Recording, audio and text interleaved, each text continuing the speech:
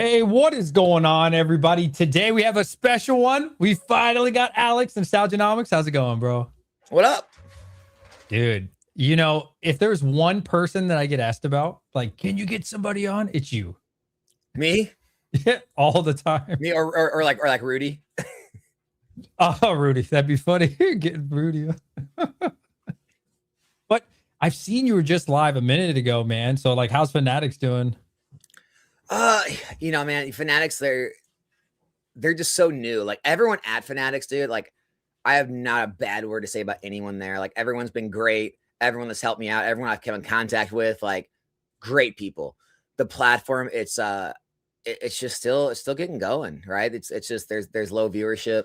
And I know that's like kind of what a lot of the content, like base the market type content's for, to get some more viewership on there and then eventually drive that traffic to some of the other, selling outlets. But yeah, I mean, everything from my experience with everyone with Fanatics and Fanatics has been great. I'm just hoping to get some more viewers over there, man. Y'all got to go over there and be a good viewer. What y'all doing? Gosh. Dude, so every time I look, you're live or there's a video from you, like sometimes you're doing what, two a days? Two a day. Dude, I don't know if it's the Galaxy First or the Rip and Chip, but then in between, we also get a video. And anytime I see you on like Pokemart, there's a video right before Pokemart. Like, do you ever sleep? Yeah, it's about all else I do is sleep. It's basically just a grind from the time I open my eyes till the time I close them at night. It's just, I didn't think it'd be going this long. Like when me and my wife had the talk when things started really picking up, I don't think either of us like were thinking it was gonna like be like this as long as it has been. But I mean, that was always kind of the plan, is like to, balls to the wall, grind as hard as you possibly can for every waking hour you can, until, things go through the cycle and slow down again. And it just so happens they've just never slowed down. So we're still in grind mode, man. Dude, it's been what, 2 years in the bull run now? It's been a long time. I mean, I can't remember a bull run this lasted this long. So this is my first one, man. So I definitely want to say that I think you were the first person I watched. You or Brian, but obviously you guys are kind of like different. You do more like investing and stuff, and he does like the actual just business side. Right. But I remember before I had a channel, I was buying a lot of Black Bolt, White Flare, and then Prismatic Evolutions off you. You pulled me a Victini. So I thank you for that. Nice. Yeah. And I won an ETB off you. I think you got some crazy stuff. You came in and one-shotted that PSA 10 Breakpoint Gyarados on Galaxy. That was like a $3,000 something card on one try. Like, dude, you've had some crazy luck when you've jumped in. 100%, dude. And not to say like you should or should not do these things, but I will say I've opened up a lot of packs and I've got nothing. Me and the kids opened up $600. We spent $1,000 in packs and we're like, is that it? You get one card that's $5-10. At least with the grails, you always get something, You're always going to get some kind of graded card, which you don't leave with nothing. The expected value is definitely higher with the grails. Like, obviously you have to be into graded cards, but the expected value is higher on Galaxy Grails than it is ripping packs. Now it just might not be your thing, but no, I mean, you definitely have a better return on there. If that's your thing. What's funny is a lot of people, the criticism you get, like the haters, the trolls, will come in and be like, you only got X amount for this much. It's like, dude, this is entertainment. Like, no one's here investing in ripping packs, right? It's entertainment. It's just like, well, what's your return when you go to, Disney World? You get some memories and some pictures. Like, what's your return when you go out to a bar and spend $200 on alcohol? Like, what's your return when you go to a baseball game, right? It's entertainment. And I think when people start seeing it as something else is when they start getting like, feeling some type of way about it. 100%, bro. So things are slowing down or they're speeding up. What's going on, Alex? What can you tell us about this market right now, dude? Dude, things are slowing. Things are slowing, but this happens every single year. And because of the short time frames of the majority of people in these hobbies, a lot of people only last in these things like 6 to 12 months because they come in, they're so gung-ho, they're too immersed in it. And so they burn out very quickly. And so basically what happens is every year comes along and everyone that's left is all concerned that like, oh, this is Armageddon. It's like, well, if you look up the peak vacation season in the US, it's between June and August. And this happens every single year. And it's never a big deal, right? I mean, you go back to last September, it was one of the biggest runs we've seen. I mean, go look at all the charts. Last September is when everything went crazy. Surprise, surprise. That's right after summer ends. The kids go back to school. Everybody's on their same schedule. You know, it's no secret that like the big cable shows and all the big Netflix series, they all release when? In the fall. Why? Because Makes sense. summer's over and everyone's back in their normal routine. And so everyone's outside. They're doing outdoor activities, spending money, spending time other places. I'm actually surprised the YouTube views haven't dropped. I mean, I don't know about yours, but like as far as I can see, most people's YouTube channels are still doing well. Usually YouTube views even drop in the summer. And so overall, it's stronger than a lot of summers, but it's still a summer slowdown. 100%. So Pitch Black, how interested in you are you for Pitch Black? Or are you just focused beyond, or you don't think that far? Yeah, I mean, it's coming up here close. Like, I think it's going to be very similar to Chaos Rising. I think it's going to come out of the gate hot. Everyone's going to want to open it and pull that Darkrai. And then probably 2-3 weeks afterwards, a lot of people will have got their fill and it'll probably fall off like Chaos Rising did, to be honest with you. And people will revert back to Ascended Heroes and Phantasmal and Destin and Prismatic and all that. But I mean, judging by the fact that Perfect Order and Chaos Rising have both held up in the 220s, 230s, I can't see it going much lower than that. So I think like if you're looking to pick some up, 220s, 230s, it should be a decent buy. I mean, things are changing. People are like getting way more focused on like the artists and the artwork more than they ever have been. Everyone's always cared about the artwork, and there's been some artists people like, but people are really like focused on, you know, their artists and their artwork now. I still don't think it's enough to kind of keep a Darkrai as a main carrier of a set. Like Greninja couldn't even keep, you know, Chaos Rising going to the moon. So I do think we're going to see a pullback from the TCG player crazy pre-release prices. That's a good point with the Greninja, because what's interesting is you could buy the booster box for, I don't know, 225, 230, but the Greninja's like 260, I think, 270. So it's like, what's the point of getting the booster box if you're opening it? You could just buy the main chase. Yeah, and I mean, the chance of getting it out of one box is pretty slim. You know, I mean, the Phantasmal Flames, I mean, it's a $450 box, but at least you can pull a $800 and something Charizard out of it. You know, it's type thing. But I don't know. I mean, I'm not like super excited for it. I mean, I think it's going to do well in the beginning. I think it'll be a, you know, kind of mid set. I think, you know, a lot of people are going to be saving their money for 30th anniversary and also the Rayquaza set. So I don't know, may get overlooked a little bit. And Rayquaza set would be wild, dude. Like, It's gonna be. Oh, I can't wait. Yeah.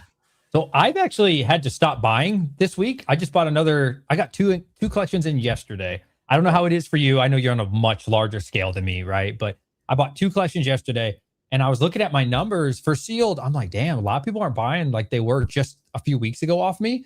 So I've had to tell people, I'm like, dude, I had to stop buying for right now. I think I'm just gonna take a little hold, because I'm just not getting as many purchases. But so many people are selling right now, man. Like everywhere. Yeah, I mean, I'm not gonna mention any names, but some of the big buyers who buy for some like the large streamers out there, like the big guys at the top of all the platforms, like, you know, the Whatnots or the, you know, you could say like Fanatics or you know, just like YouTube, TikTok, all the big stuff. A lot of the people who are always buying have kind of stopped buying as much, and they've really like, you know, taken down their buy list. They're very selective with what they're taking. And just like private conversations I've had with people, a lot of people are either, you know, taking some gains right now, or at least kind of scaling back their buying, just because everyone's getting just like pummeled with collection buyouts right now. I mean, I'm getting a lot of them. It's just the same thing happens every single year. You can take the collections as long as you can, but eventually everyone's liquidity runs out eventually. And so, yeah, I mean, I think that's kind of like where we're getting to. I mean, I think, did Dan Catch 'em All Collectibles come out with a video talking about his liquidity was finally drying up because he's been buying so much? It's everyone eventually is going to reach that tipping point where it's just like, dude, I can only buy so many $20, $50, $100,000 collections before, you know, everyone runs out of money. I mean, maybe someone like Rudy never runs out. I don't know. Right. But yeah, man, it's like this every year. It's crazy. It's like this is the time you should be wanting to buy, is when like people are throwing stuff at auction and you're seeing eBay. Like one of the things I talked about on the Fanatic stream is how a Twilight Masquerade case on TCG Player, they sell slowly, right? They're not super liquid, but when they sell, they're like what, $24.50 a case. On eBay, they're auctioning for like, you know, hundreds of dollars less. And it's like, you should be like paying attention to auctions right now, trying to just steal things at auction. instead of selling into this, right? You want to sell when no one else is wanting to sell, when everyone calls you stupid, right? And so I don't know, it's kind of just the cyclical nature of this hobby. Everyone wants to sell at the same time, everyone wants to buy at the same time. People only want things when they're expensive, from what I have learned. Funny you mentioned last year. So last year I had 151 bundles. I bought, I don't know, 100 and then 50 after that. And I was trying to sell them for like 85, 90 bucks and nobody would buy them because that was like full market at the time. Yeah. Not that long ago. As soon as it goes to 110, like the 10 I had on there, sold. And then people were like, dude, you got any more? You got any more? I'll pay full market. I'll pay $10 over market. And so I moved it up to like 100. I listed some more. Insta sold 110. On the way up, everybody's buying. When it's consolidating, when there's nobody thinking about it, nobody wants it. It's weird, man. I mean, dude, I don't know how long ago I posted the video. I could go find it, but I got extreme amounts of hate in this video when I just said, hey, when you look at these Ascended Heroes cards, these Phantasmal Flames Charizards, all these new SIRs, they didn't make sense. The price points they were selling for between the raw and the PSA 10, it didn't make sense. Like I said, one of two things has to change. The raws are going to have to raise in value, or the PSA 10s are going to have to crash down in price, because the margin didn't make sense for how easy they are to grade and how easy some of them are to pull. And sure enough, right? Sure enough, Forest Pikachu was selling for over $5,000. It's down to what, mid twos. Gengar, high fours down to mid twos. Charizard was up to like what, almost $3,000. Now it's down to 2. Everything seeing like these, 40, 50% haircuts, and no one has anything to say now. Like, it's just like, dude, this is very obvious. But I think people just don't like to hear that things slow down or things are going to go down in value, because they own the stuff, right? It's really funny. If you want to find out who owns and who doesn't own an item, come out in the video, talk about a specific item, and say something good or bad about it. And you'll have half the comment section all mad at you, the other half all happy with you, because you can say, well, they don't own the item and they do. And it's very easy to tell. You've been doing this too long, dude. Yeah. One of the first things that like really attracted me to your channel, again, before I even had a channel, bro, is because you don't do the kumbaya. I really appreciated that. There's no like fence sitting with it, like, oh, my feelings on this situation. The data is the data. I mean, that was something you said that I was like, dang, that's what I'm talking about. So I like really was attracted to that mentality. I was like, I do like how everyone picked up the data as like a meme. The weirdest things became memes with me is like that, and then like prismatic evolutions. I don't know. Like, I don't know why that set became unanimous with me, but here we are. I'm apparently the prismatic guy. You either hate or you love prismatic. And I think most people that don't love prismatic is because they never got the big hit. I'm telling you, you go ahead and pull an Umbreon, go ahead and pull a Sylveon or something, you're going to suddenly love you some prismatic. Yeah. Yeah. Like, dude, I just think you can love or hate anything at a certain price point. It's like, I came on video about Shrouded Fable and said, dude, this is a great buy. It was like $400 a case. You don't see me coming out right now being like, man, Shrouded Fable at 130 in ETB, that's a buy. No, it was a buy then. It's just like everything changes with the age and the price points and stuff. It's like there'll be a time when I say prismatic is no longer the greatest buy, right? It just so happens I feel like it is right now. It's like, it's not a big deal, but people, man, they have a visceral reaction to that set for some reason. I've been stacking a lot of prismatic, man. Like, not necessarily intentional. Like, they just keep coming in collections. People are trying to get out of them. Yeah. And I think I'm up to like 42 cases, somewhere around there. Like, I just got like 3 more in yesterday's collection. That's heavy. Yeah. But they just keep coming, dude. And I think about it and I'm like, man, like at one point, really soon, in my opinion, some point, we're going to get 2,200 a case, 2,300, 2,500, right? It's going to happen. And I just can't see any way I can lose money on it. What do you think? Unless the entire hobby goes through a massive slowdown is the only way, like a bear market, like we saw in 22, 23. But even then, like, I don't think your risk is incredibly high, because I think there's a certain price point where people are going to buy it. But it's just like, I feel like if you're kind of playing the odds, right? And you look back at, Paldean Fates, 151, Crown Zenith, Celebrations, and you're like, well, all of these other good specialty sets all settled between $350 to $600 within 1 to 3 years after they went out of print. So I got to believe this is going to fall into that range in 1 to 3 years, because it's going out of print next April. It just makes sense. And like, I don't know why that's so fought against. But it just seems like the most probable outcome is what I would say.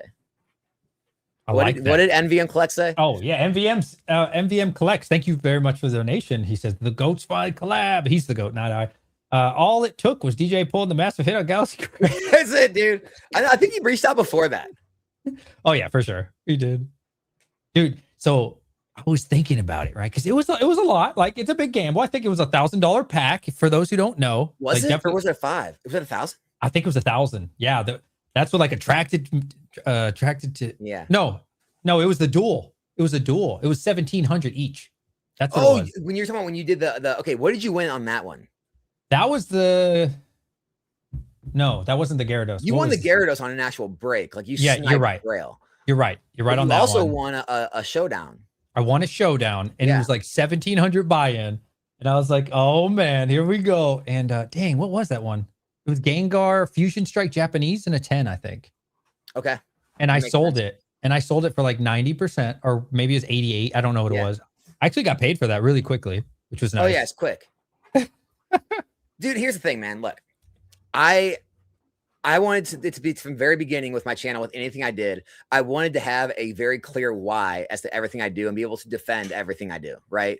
And so when people like, would come at me for being upset at anything I do, it's just like, well, I'll give you a very clear reason. Like, first of all, I love games, right? If we go to like, a Six Flags or an amusement park, I'm playing the games. You guys are on the rides, I'm playing the games. I'm trying to win the stuffed animals, right? Like, come my birthday time, I'm going to Dave and Buster's, right? Like, I've always been a game person, right? So like ripping packs, trying to pull cards, doing the digital rips, it's fun. It's legitimately fun for me. It's what I look forward to doing it.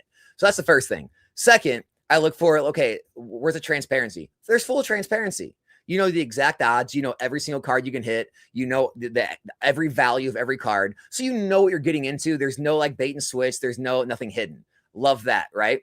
And the other thing is, there's a legitimate there's a higher expected value of opening those than there are out of packs. So I'm just like, okay, so there's better value for people. It's like, so the only thing people could possibly have a problem with is they don't see the entertainment value in it, right? They just see it as, oh, it's just a gamble. It's just like, okay, that's great. But it's like, is it entertaining? Are you having fun? Are you willing to pay for some entertainment and possibly come out a winner? It's just like, I like all that stuff. It gives people to make their own decision. If they don't like it, that's fine. Come watch it. Don't involve in it. Get pissed at it.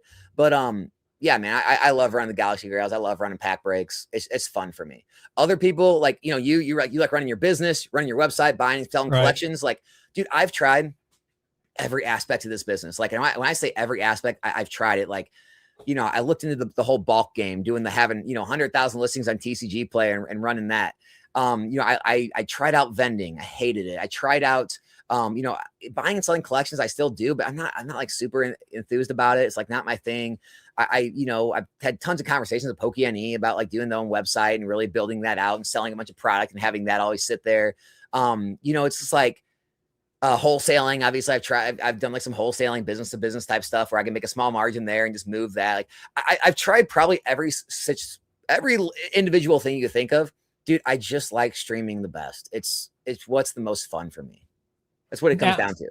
And I love that, dude. I could never do bulk. No hate to anybody who does bulk. Man, I've done that with comic books before and sold something for like $1 on eBay, 75 cents, $1.25. I was like, no, I can't do it. After like the sixth one, I was like, no. I need a little more money. I gotta feel it. I gotta feel like I'm winning. So I have a question for you. Do you like the Galaxy rips more, or do you like the rip and ships more? Like, which one is more enjoyable for you? Probably the Galaxy, just because I'm not having to focus on another task of like ripping the packs, like pulling the packs, ripping the packs, like, keeping the ball call in order and all that. Like, I like the fact that I'm able to just be like completely like content driven, like, exciting. I'm able to put more effort into that side of things because I'm not having to also like, keep track of another task and all that. So it's easier. But I like them both, man. It's definitely a little easier though with the Grails. That's fair. I feel like that'd be less work too. on Like you. if you had like, some of the biggest people in any industry, like let's say like the vending side, if you had like Coops on here or like Bulbasaur or like Garchomp, right? Garchomp, they would probably all say, yeah, I love vending the best. I like it better than anything else. It's fun for me, right? And then you have people who, like literally just make content, right? Maybe like a Leonhardt or a PokeRep. PokeRep does a lot of stuff, but like, the big, who else? Like Real Breaking Nate or something. They're going to say, I just love making the videos and the content and ripping the packs or whatever they do. I feel like you can be successful in any different part of the industry, but you have to enjoy it. And it's just like, I just didn't find a lot of other things I enjoyed more than the rip and ships and like the streams. And that's why I gravitated to it. No, that makes sense. There's a lot of people that said they love bulk. Like they like putting a show on and just sorting it, and that's good for them. You do what you like. I know some people, like they don't like being on camera. They want to operate behind the scenes. They love the fact that they can just, kind of like wake up on their own schedule, ship orders, sort bulk. Like they love it. They literally love the lifestyle that it provides them. Right. Like, and I get that too. Like, especially if like you're not like very outgoing. If you can make a living just doing something for yourself at home that you don't hate, dude, that's a win. Like you've already won, in my opinion. And I love that. I love that there's so many different options in this hobby to be successful. Like there's no one size fits all. Did you ever think that you would like become a Pokemon guy? Like making a living off of Pokemon? Like before this, before the business, before the YouTube, did you ever think this would happen? Yes, but not to this extent. Like, because, obviously I live in the Midwest. I'm in Missouri. And, my wife works. So in my mind, I'm like, man, if I can get this up to like a $5,000 a month income, I could do this full time. Right. Like it's not nowhere near what I was making at my job, but I'm like, we could get by on that. And I was pretty certain I could get there. I'm like, man, I can make a little content. I can grade cards and sell those. I can do some flips. Like I can put together a $5,000 income every month. Like, I truly believe that. Did I see it getting anywhere like this? No. And honestly, everything happened kind of by accident in a way. What happened is I kept trying things. And then as something would work, I would just like pour everything into that and go all in type thing. And so, but at the size it's gotten to, no, I would have never guessed it. But I always had confidence because like I had been an entrepreneur beforehand. Like I did multiple different businesses through my entire life. So I was pretty confident I could figure out a way. Like I was like, well, if all these other people figured out how to do it, like I can figure out a way to make a business out of this. But no, I would have never guessed it got to this point. Your name, when I did vend, I've probably vended like 8 times this year, but I'm done vending. Like I never intended on vending, man. Like it just became a rabbit hole. Like it was good at first, but I don't really care for it. Dude, people do very well at vending. Like there's people that do great and they love it. Dude, people love traveling around. They get to see all the same friends at each show, and they love the wheeling and dealing. They make good money. It's better than what else they would be doing. Dude, I got nothing against it. Like it's just, it wasn't for me. I figured that out real quick. I think when I figured out it wasn't for me, I did it 3 weekends in a row, and then I have to go back to work on Monday, right? So like that last show was a Saturday and Sunday. And I had to drive like an hour and a half home, and my feet were thriving, and I had to go to work. And I was like, okay, I can't keep doing this. This is fit my style. Time. If that was all you did, you probably could, right? Right. If I did it full, like that was my job, probably. Yeah, like Monday through Thursday you were off, and then every weekend you worked Friday through Sunday. Wouldn't be that bad. That wouldn't be bad. During the week, you just kind of maybe sold some stuff off online that you couldn't move at shows, or did some sourcing or whatever, took some days off. Like then it wouldn't be as bad. Like I said, you can make pretty much anything in this hobby into a career if you like work hard at it. And then there was one weekend I remember, and it was slow.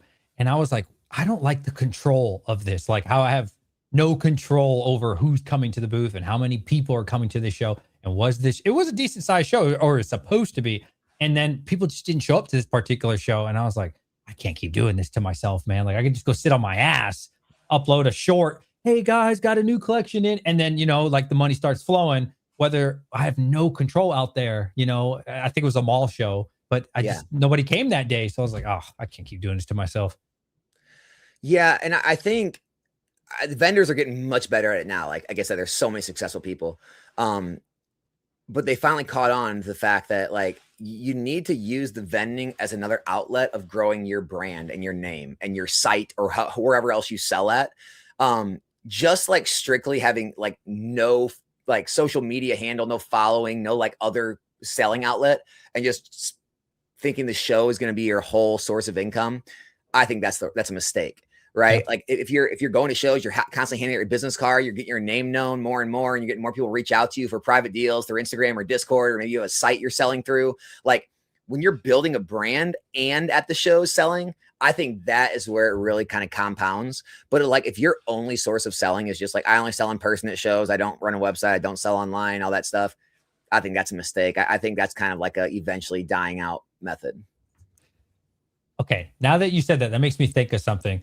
So I see a lot of people that want to grow, and maybe that's their online business or whatever it is, but they don't want any social media, but then they just want to keep growing. They're like, I don't understand why I'm not growing. I'm like, well, how big's your YouTube channel? I don't have one. Okay, well, how big's your Instagram? I don't want to do that, but nobody's coming to my website. Well, why would they? They don't know you exist, right? It's like channel 9,999 on Direct TV. Like nobody goes back there. Yeah. And you don't have to, right? You don't have to do any social media, but then you're going to have to pay for advertising, or you're going to have to go out and advertise for yourself in some other way. Because see, what we're all doing is we're advertising for ourselves by making content. So you're going to either have to pay others for shout outs for your, like, put it this way, Arizona TCG, right? I don't think they make content. I think they have a channel, but I don't think they really make content. They're crushing it, but they have people like me and other people shouting them out in videos, right? So it's like, you could take that route, have people shout you out. You could pay for ads on Instagram and Facebook and YouTube and stuff. Like, you can take that route for sure and not have your face out there, not do social media. But yeah, the idea that like, I'm just going to start a Shopify page and just, people are going to find me. It's not going to happen.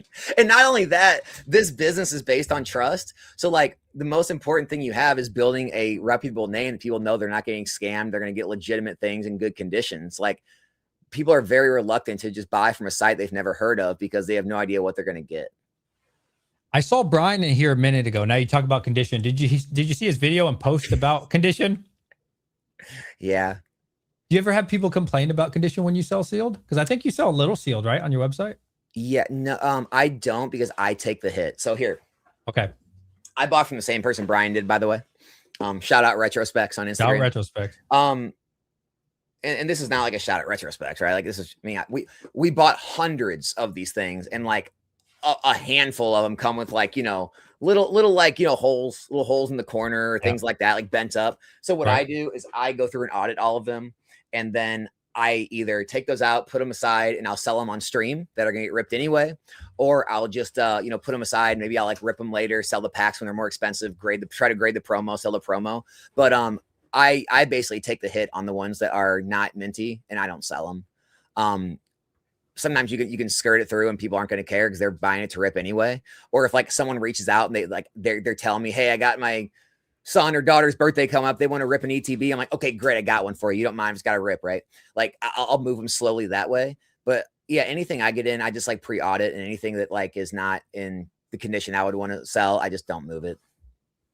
I call those B grade, and then I list them as B grade, and I have to take them in as a discount. So again, still learning, right? Brand new business and everything. But like the first couple months, I was like, bring it in, send it to me, because people send it to, my area. And then I'll just take the collection, I'll look at it. And then I would, at that point, be like, hey man, the condition, I'm very thorough now. I'm like, hey, let me know up front. Is there any holes? Is there any major corner ding, blah, blah, blah. If so, we'll take $10 off of it. And then I'll give it to people for B grade for like $10 off.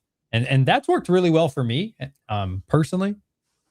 Dude, everything is based on just being upfront, transparent, and honest, right? It's like, people will talk about like vintage light packs. Like, oh, they're probably all light. It's like, they sell. Like, dude, just you can get a vintage pack and list it as light, no hollow. People will buy that pack because they want the pack. They want the art, whatever it is. It's like, dude, just put it on there. Hey, there's got a hole. Here's the hole right here. Here's a picture. Do you want it? And people will still buy it. Like, it's not a big deal for a lot of people. They like the $5 or $10 off, right? And so, yeah, anything sellable, as long as you're transparent about it. I mean, here's the thing.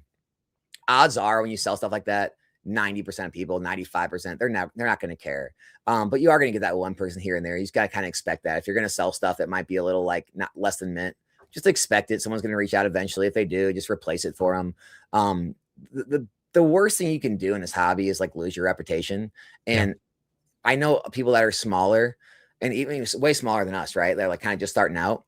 They see it as like it's a huge hit. Like, oh, I had to take this return on this box or this case. It's like, dude, a few $100 here, there, 20, 30, 40, $50 here, there. It's so minuscule to keep your reputation and get good reviews and get people trusting you than the little bit of hit you're going to take here or there. That's a good way of thinking of it. So I talked to a non-TCG. I don't know if you and him are on great terms or I've not. never talked to the dude. You've never talked to him? Okay. Never talked to him. He's a cool dude. He's a cool dude. Yeah. And so I'll ask him. Did you see his face? I've never seen his face. Have you seen his face? No, I've never talked to him. I've talked to him, but like I don't see his face. No, it's like this. Yeah. You know what I mean? Yeah. And so like the first time I got a chargeback was because I already had him on the stream. I was like, dude, what do I do? Blah, blah, blah. He's like, I just take it. And I was like, no, this is $250. He's like, bro, it's part of doing business. And so like, I think that happened one more time after that. And I hit him up again, like, hey man, sorry to bother you.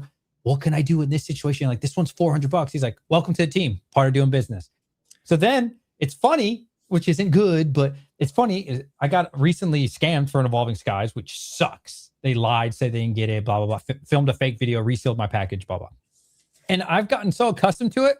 Even though I got scammed out of Evolving Skies, I was like, well, what would Anon say? Part of doing business. So I just took it on the chin like a man.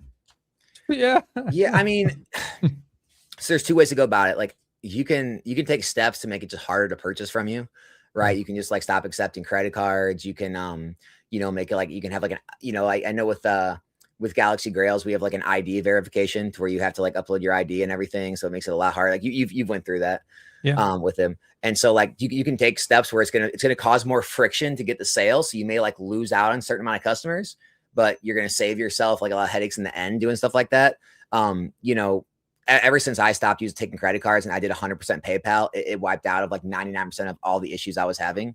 Because like, obviously PayPal, you have to access to your information, your bank account, all that. So people are less likely to do that. And just the more you do with a platform, like the more sales you run through, the more, start moving millions of dollars through a platform, they're much more likely to take your side, especially if you can, provide all the different proof, like, oh, here I have video proof packaging these orders. Here's the tracking number. Here's the proof it was delivered.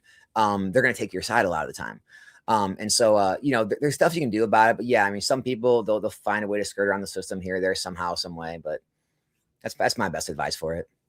Good advice, man. Making it harder. I tell you what, I am a very annoying person. If you do over $300 on my store, you're getting a text message. I'm gonna make sure it works, and an email. I make sure it works. Over 500, I call them every time now. I'm like, hello. They're like, hey, who is this? You really? Like, hey, every time. If anybody's ever ordered over $500, what do they say? Are they like surprised? 99% of people know who I am. So they're like, DJ? I'm like, yeah. They're like, oh my gosh, I love the channel. But yeah, they're really cool. Every now and then it'll be somebody who like found me on Shopify or Shop. Yeah. I think it's called Shop. So they don't even know what that means. They're like, okay, who is this? And I'm like, yeah, I'm just making sure it's not fake and you're not scamming me. And they're like, yeah, thanks for calling. But yeah, 99% of people are super cool. And I vet them. And I do give Brian his flowers for that one, because he's the one who told me that. Like he started doing that, I think over 1,000 for him. And ever since he told me that, yeah, I call you. And if I don't get a good vibe or I don't like it, I cancel that order, bro. I'm not sending it. Yeah, I mean that's the thing. It's always like your prerogative too. It's just like, especially when you're running your own thing, it's just like you're not under the guides of eBay and TCG Player and other platforms that force you to go, kind of buy the book of whatever book they've written. You're able to kind of make your own decisions about that kind of stuff. I sent a full package of garbage, like literally trash, to a chargeback guy every day for a week. I like it, man. That's a good idea. I like it. I do have their addresses. So one person that I think he did $1,200 or something. I called him and it was actually his phone number. And he's like, I don't know what you're talking about. I don't know who DJ is. And I was like, okay, yeah, no problem. So like you just ordered, I forget what it was, whatever booster box. He's like, what is a booster box? And I was like, interesting. I was like, do you collect Pokemon? He's like, Pokemon? No. He's like, why would I collect Pokemon? I was like, are you such and such? He's like, I am. I was like, yeah, you just put it in an order for $1,200. He's like, that's not me. That's fraud. And I was like, oh, well, thank you. I will cancel this. He's like, can you tell me the address and everything they use? So I told him. He's like, I'm going to report this to the police immediately. And I was like, oh, thank you. So every now and then it helps both people. Absolutely. And what did it take you? A minute, 2 minutes out of your day? That's it. Yeah. So it's like, I mean, hey, if other people make $500 every 2 minutes, I guess they don't have to worry about it. If you're that wealthy, just don't worry about it. What is something that you would do in a different way from starting your channel, if you could, or would you keep it all the same? Do a different way. I don't know. I can't say I really. Nothing comes to mind. Okay. What did you see that I should do different? No, I don't see anything. I just like to ask that question. I want to hear it. I really don't No, I know. don't see No, nothing anything. comes to mind. I don't see anything. I was just curious.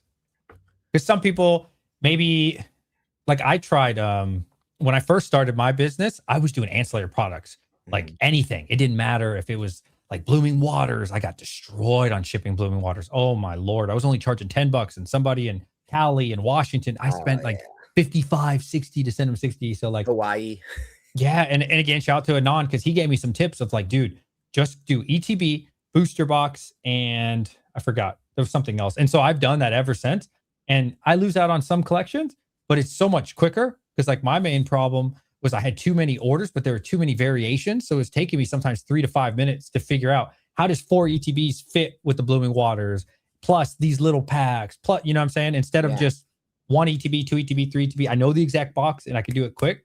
That's something like I would have changed. It's like stop taking ancillary a lot sooner. Yeah, I get you. So like more like the business side of things. It could be anything. Man, I don't know. I'm pretty happy with how it all turned out. Dude. So you guys, so like when I started my channel, right? It was because, you know, again, nowadays everyone hearing me say this is gonna like think it's like ridiculous. But when I started out my channel, modern sealed investing was not an accepted form of investing in this hobby, right? Really? Like the biggest investment channel other than Rudy, but Rudy was doing everything, and even he kind of gave up on Pokemon investing and put it in the bathroom, and we'll talk about that. But no one really believed in modern sealed investing, right? It was all like, okay, that's gonna like be the entry drug like to the hobby, but then everyone with real money or who like really invest is gonna go back to vintage. It's older, rarer, minter, better. That's what works. All this other stuff is just kind of like garbage. It's overprinted. No one's ever gonna care. And I just had the complete counter thought to that. And like I wanted to put it out there. I'm like, dude, everywhere I look, everyone's talking this nonsense. I think I go to these online forums and they're all talking the same thing. They shut you down and you get kind of dogpiled on every time you try to talk about something. And I'm just like, okay, now let's do my own channel. You can't stop me there. And I just started putting out my thoughts on things. And it just so happens that, well, a lot of it turned out to be true. And now it's like synonymous with Pokemon investing. Like it's obvious. It's like you're stupid if you say that modern sealed product won't go up. It's like, dude, 4 or 5 years ago, that was not the case. And so I'm happy with how it all started because I think it led to a lot of people doing really well in this hobby and life. And like a lot of people change their lives with like what Pokemon's done for them in the last 4 years just by taking action. So happy with how that turned out. I'm happy with everything I tried on the channel, all the streams I've done with people, just how the business has progressed. Like I'm honestly like pretty happy with how everything went. I will say when I'm at shows, every now and then somebody recognizes me and I'll be like, we'll be talking about YouTube and stuff. And I'm like, have you ever heard of whoever? And they'll be like, who? But if I say Nostalgianomics, everybody knows Nostalgianomics. Yeah. Everybody knows you and everybody knows Brian. In between, everyone knows Brian, dude. Right. I've walked around with Brian at shows. And really? Dude, they come out of the woodwork wanting his autograph and picture. And I'm just standing there like, hey, who are you? I don't know. This guy's the star. He'll tell you that too. Oh, really? Brian, what you think, bro? Oh, dude. I mean, like if 10 people walk up to us, 2 or 3 may know who I am. They all know who Brian is. I bet you that's changed now. When's the last time you went? I mean, together. Well, I mean, I guess it's been a couple of years, but you got to remember Brian, PokeNE has done a good job of being cross-platform. Like, you know, he's got his TikTok following, he had his Instagram following, he has YouTube, and he's got large followings on every base. So he's got like a larger reach across social media in general. Not just YouTube, where it's like my main following is YouTube. Like I got some Instagram following in here and there, but like it's basically YouTube where people know me from. Right. So like he's got a lot broader like reach. That makes sense. Yeah. That could be something for you if you want to get some broader reach. Start going crazy on all the different platforms. I can't, dude. I just can't do it. Instagram's about as far as I'll go, man. Like TikTok brain, I don't know. It's not for me. But it's a good idea. Yeah.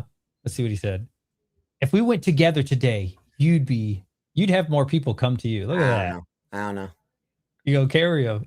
I don't know. I just remember. I remember when we walked around like all day at CollectCon in Kansas City, and man, dude, it was like walking around with a celebrity. Dang. I've heard, now that you're talking about modern sealed, I've heard a lot about, Nostalgianomics is not showing love to Sword and Shield. Sword and Shield's going to do better, blah, blah, blah. Modern. Would you care to give the take on that again? The Sword and Shield? Like how Modern could potentially outperform some of those Sword and Oh, Shield yeah. gains? Maybe the percentage, I think, is what you talk about. Yeah, I mean, it's just like obvious, like anything that's newer, that's like cheaper, right? Already has kind of like less friction between getting, doubling in price. It's like, for a box, it's already $2,500, like Evolving Skies. To double would have to go to 5,000. And it's just like, I think most people who are honest with themselves can say, as much as they hate it, a Prismatic Evolutions ETB at 175 has a much easier route to get to 350 than that does. Right. Or, looking at Fusion Strike, who it's tried 2 times to hold 1,000 and it hasn't been able to. For that to get to $2,000, I think it's a much harder path than something like, I don't know, Surging Sparks going from 250 to 500. Right. And so, Yeah. like, I think a lot, and also on top of that, we had the print run numbers come out, and they're printing less every single year. 24, 25, it's going down. Booster boxes have not been the most heavily printed product in this era, in Scarlet Violet era or Mega, right? They're printing the bundles and the collection boxes, the tins. Whereas Sword and Shield, it was one of the main focuses was booster boxes. So you have more being printed back then. You have more booster boxes being printed, and the demand's getting less and less as it gets older, right? The price points are already high. They've already went through that intense growth phase. I can't see how you're not going to have a more intense growth phase on things that are about to go out of print or going out of print that are at cheaper price points that have, less reprints out there in existence that were printed less than previous, years were. It just seems like everything's adding up to these performing much better. And you're already seeing it, right? Like people maybe not wanting to see it. Paldea Evolved is already worth as much as Chilling Rain. It's more than Astral Radiance. Wow. 151 Paldea and Fates, they're worth more than Celebrations and Crown Zenith, right? So they're already eclipsing them. It's just happening slowly. I think give it another 2 years, you're going to see a lot of the Scarlet Violet era stuff 50% to 100%. And, a lot of the Sword and Shield era stuff will probably kind of, it's not going to like fail. It's going to keep trickling up, but you're going to see those meager 5, 10, 20% growth, years. That makes sense. Cause like, what's the catalyst with it besides it being old? Like no one opens it. Like, dude, no one wants to Yeah. open it. You can't pull anything. Here, put it this way. Do you want to go try to pull a Blaziken VMAX out of Sword and Shield and possibly get a PSA 10 that's worth like $800? Or do you want to go get a much easier Mega Charizard from Phantasmal? It's only 1 in 400 packs. It's much easier to grade, and it's worth $2,000 in a PSA 10. It just doesn't make sense. The numbers aren't there. And the same thing goes for a lot of these sets in Scarlet Violet era. The pull rates are better. The top hits and PSA 10s are worth more than a lot of the Sword and Shield ones. I mean, Umbreon for EX is already exponentially more than the Umbreon VMAX. And the set is still $14 a pack when Evolving's like 40, 50. So it's like, it's already happening slowly but surely. I think people are just burying their head in the sand and they don't want to see it because, it goes against what they own. Like I told you before, if they own it, they're going to be very against it. That makes sense. Like you want people to talk about what you believe in. Yeah. We got another donation. Thank you, Nonstop Dre. Imagine Pokemon secretly adding serialized. I can't see this happening because Pokemon's already the king. Like they don't need to do cheap things. What do you think? The only way it's going to happen is if they actually come out with a new Topps Chrome set and allow Topps to do it. Because they won't do it with their TCG, I don't think. If they had like a pure collectible one, though, I think they might. Because there's no gameplay to worry about. Makes sense. So if they like ever had Topps Chrome do another set, I think they may do something like signatures or serialized or something. Do you think there's any room for a different TCG to take over or get a lot of the market share for Pokemon? I mean, I think One Piece is doing that. I mean, taking over Pokemon, I don't. I think Pokemon and Magic are pretty cemented. I think that third spot is pretty much up for grabs. Whether Yu-Gi-Oh is going to somehow come back, whether One Piece is going to cement itself, whether Lorcana is going to really blow up. I think that third spot's up for grabs. Honestly, hey, let's shout out Rudy, shout out PCG. Out PCG. I think it's the same in grading cards. And people can say I'm crazy about this. I think the third spot in graded cards is really up for grabs right now. You got PSA, you got CGC. What do you have after that? You got Beckett, Tag, SGC, PCG. They're all fighting for that spot. Now, for sure, Tag and Beckett, they're a little ahead right now. There's no reason PCG with enough push can't get to that third spot. Beckett and Tag, they're not doing crazy amounts of slabs. CGC and PSA are pretty far ahead. The other ones aren't. And that's kind of how I feel about the TCGs. It's like Pokemon and Magic are pretty far ahead. Everything else is kind of, that third spot's up for grabs.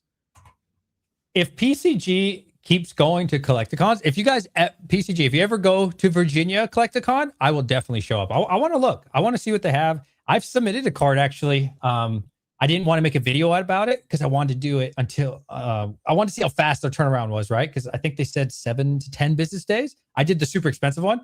So I'm waiting for it to come back right now. And I'm going to see if it comes back in 7 to 10 days. I think I've got 3 days left. I've got 3 business days left, by the way. So y'all better hurry up. I believe in you. Well, I'm stress testing it.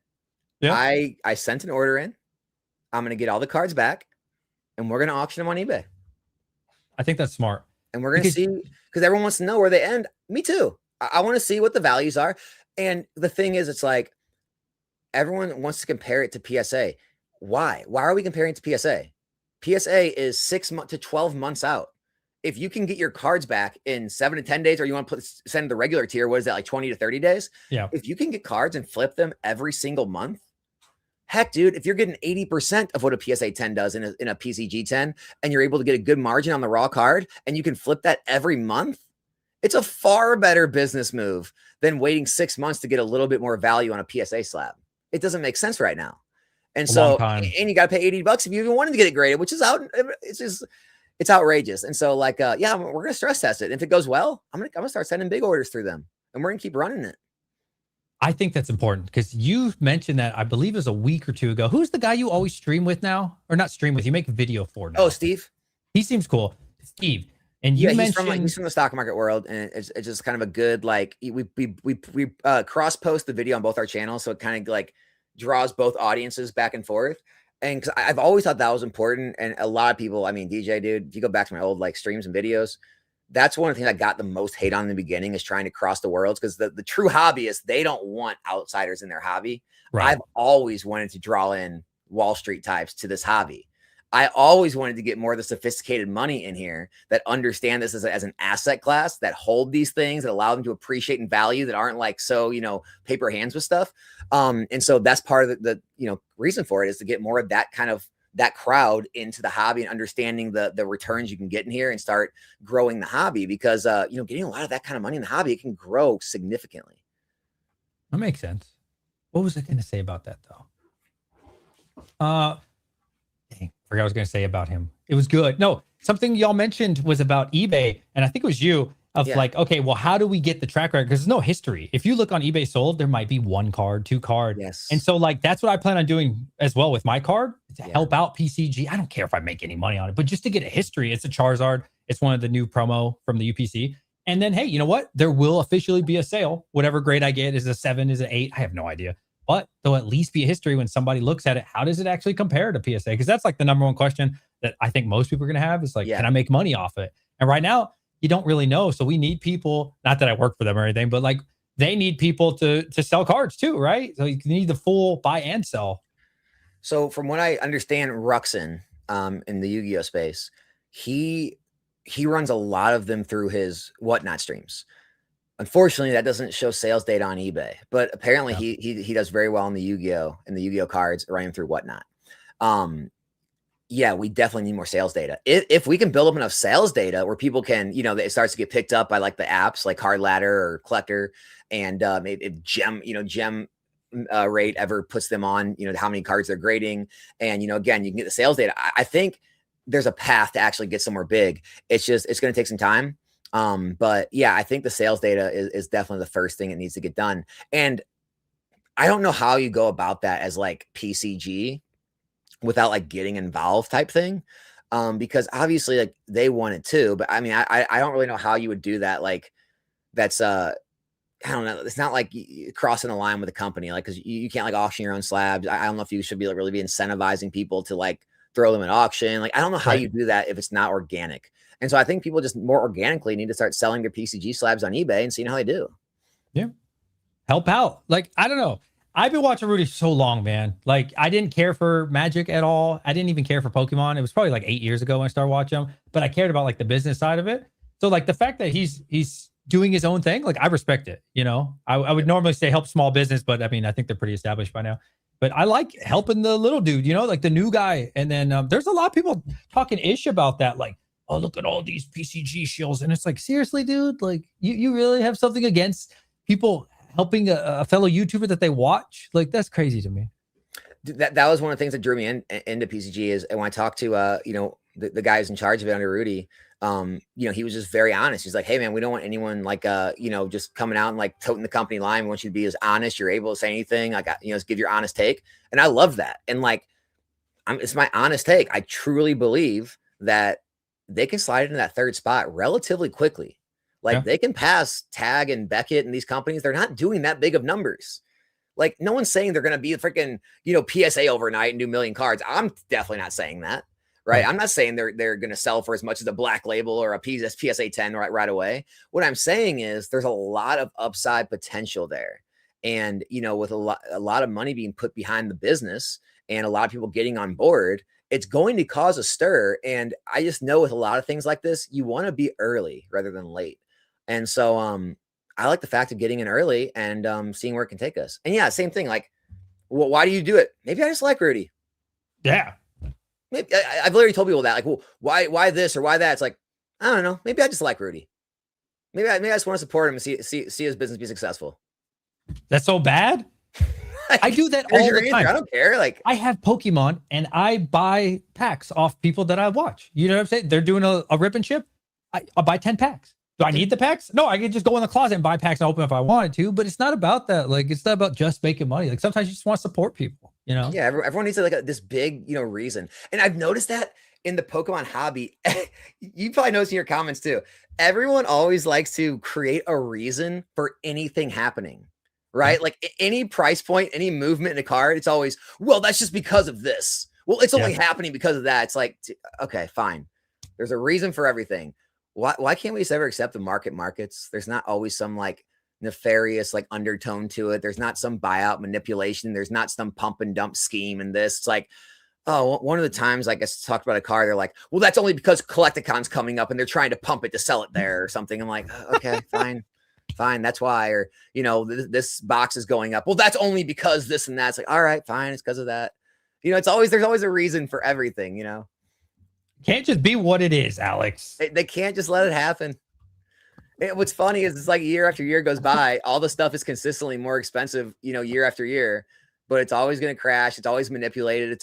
You're never going to be able to sell it. It's all illiquid. Somehow everyone operates a business where they sell this stuff to somebody, but no one actually likes it or buys it. Apparently, there's so many contradictions. It's embarrassing. I don't know how your channel is. For me, the most annoying one is probably like misclipping or reading a title. I think that's probably the biggest one. Somebody will read my title because come on, it's YouTube, right? Like you got to get the views. If you're honest on YouTube, not honest, but like if you just say what it is, nobody's going to click on it. Like things are moving positively today. Nobody cares about that. Oh my God. You got to give a little something. And then they comment immediately. I'm just like, man, these smooth brain responses are annoying sometimes for me.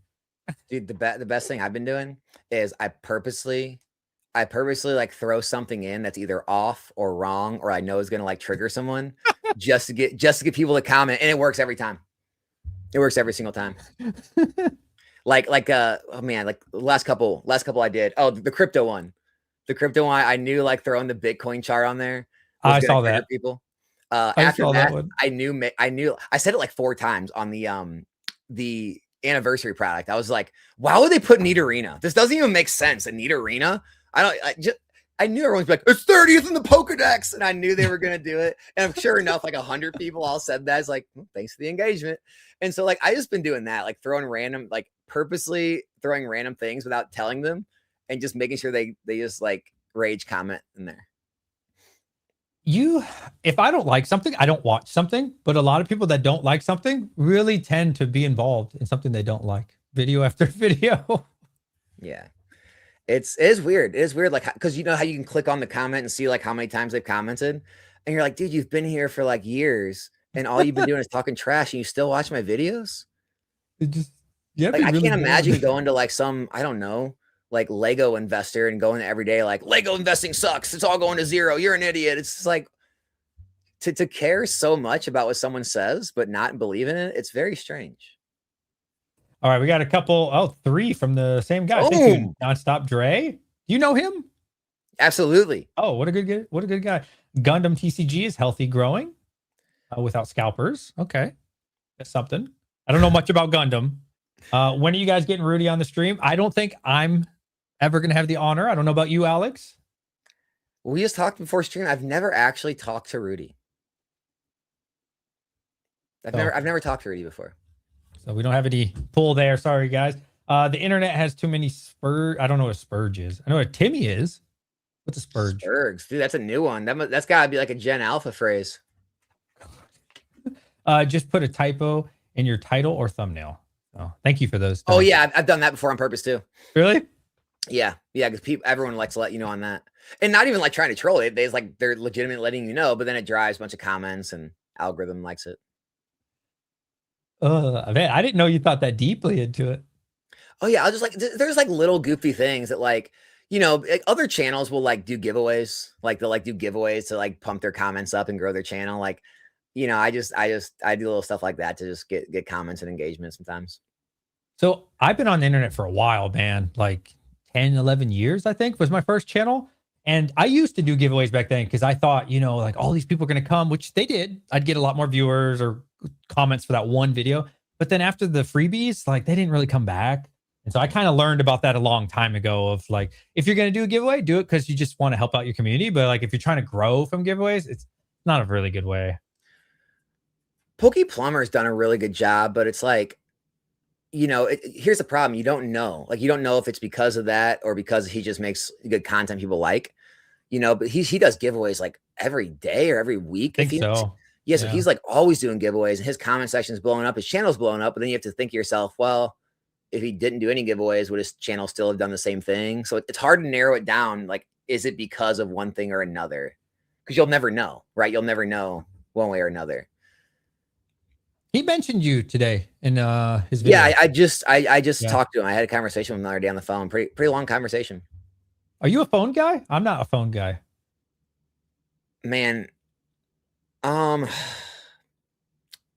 when I have time, I am, but like most of the time I don't have time. It just so happened that we didn't stream yesterday with Galaxy Grails, so my afternoon got like opened up, and so I had some time, and so it worked out.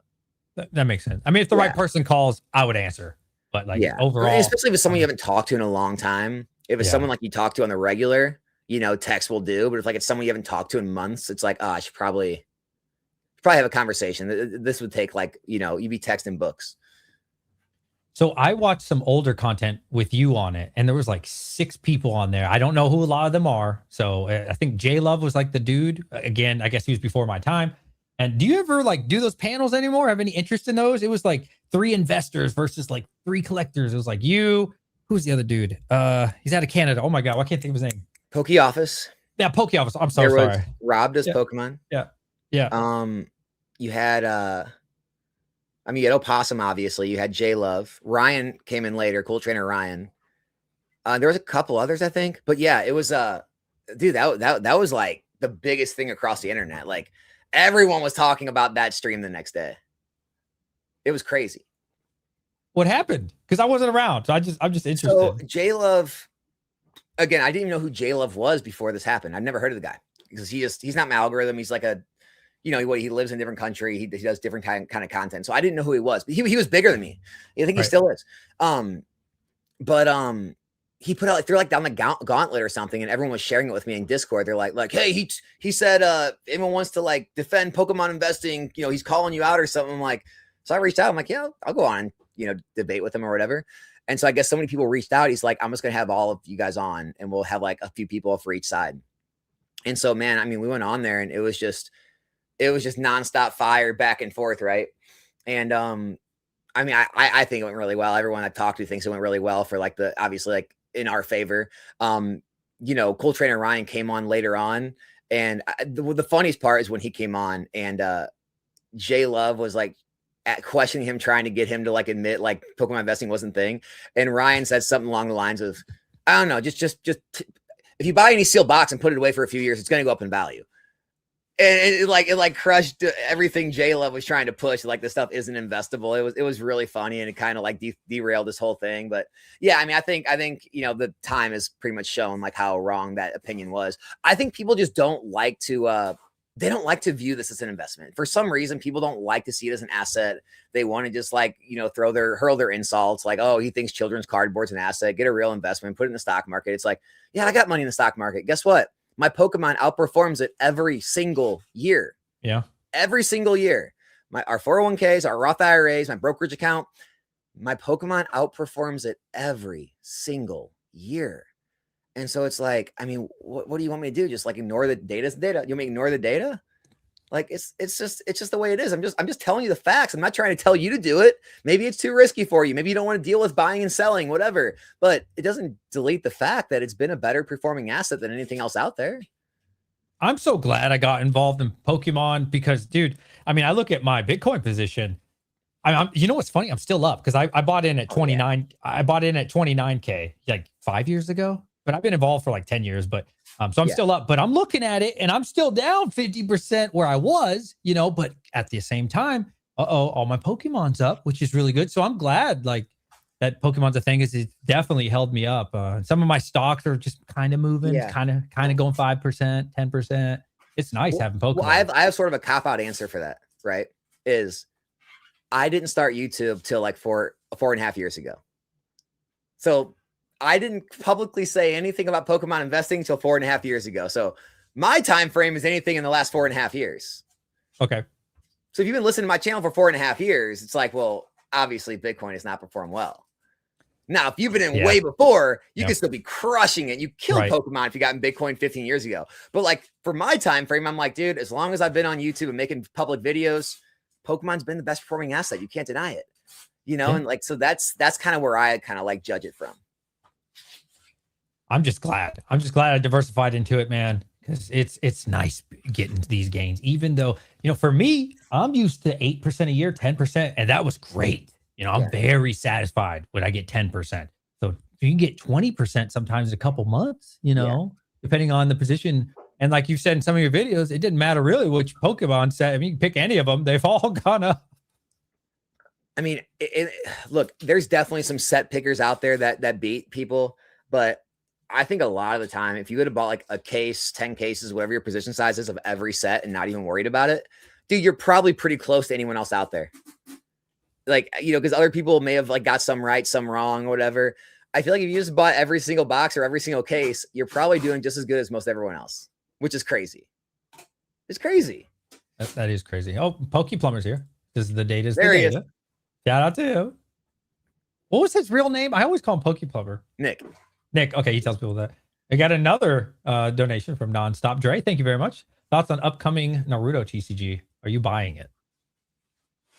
I mean, I'll probably try it. I tried Gundam. Gundam did well. It really fell off after the second set came out. Now it seems to be coming back. But the first set of Gundam did really well. I'll probably try Naruto. I'm trying Pal World out when it comes. I mean, I'm willing to try out a little bit of everything on stream. That's good. Yeah. For me, I like the show. We'll see. I don't know. Yeah, I'll buy it, and maybe something will happen with it. But I'm not super hopeful, personally. People always get mad at me like about like One Piece or Lorcana or all this stuff. Guys, I've literally tried out both of those. I made a poll, and people voted in the poll and told me what sets to get for One Piece. I literally went out and bought those sets and listed it on streams. They were a nightmare to sell. I couldn't sell. I eventually blew them out. Same thing with Lorcana. I went and got the new Lorcana sets at the time, listed them for sale. They wouldn't sell. I had to blow them out and basically like break even, lose money. So it's like, I'm not against anyone doing well in those TCGs. It's just for me, the reason I don't buy them is I tried them out. They didn't make sense. I got to go where the margin is.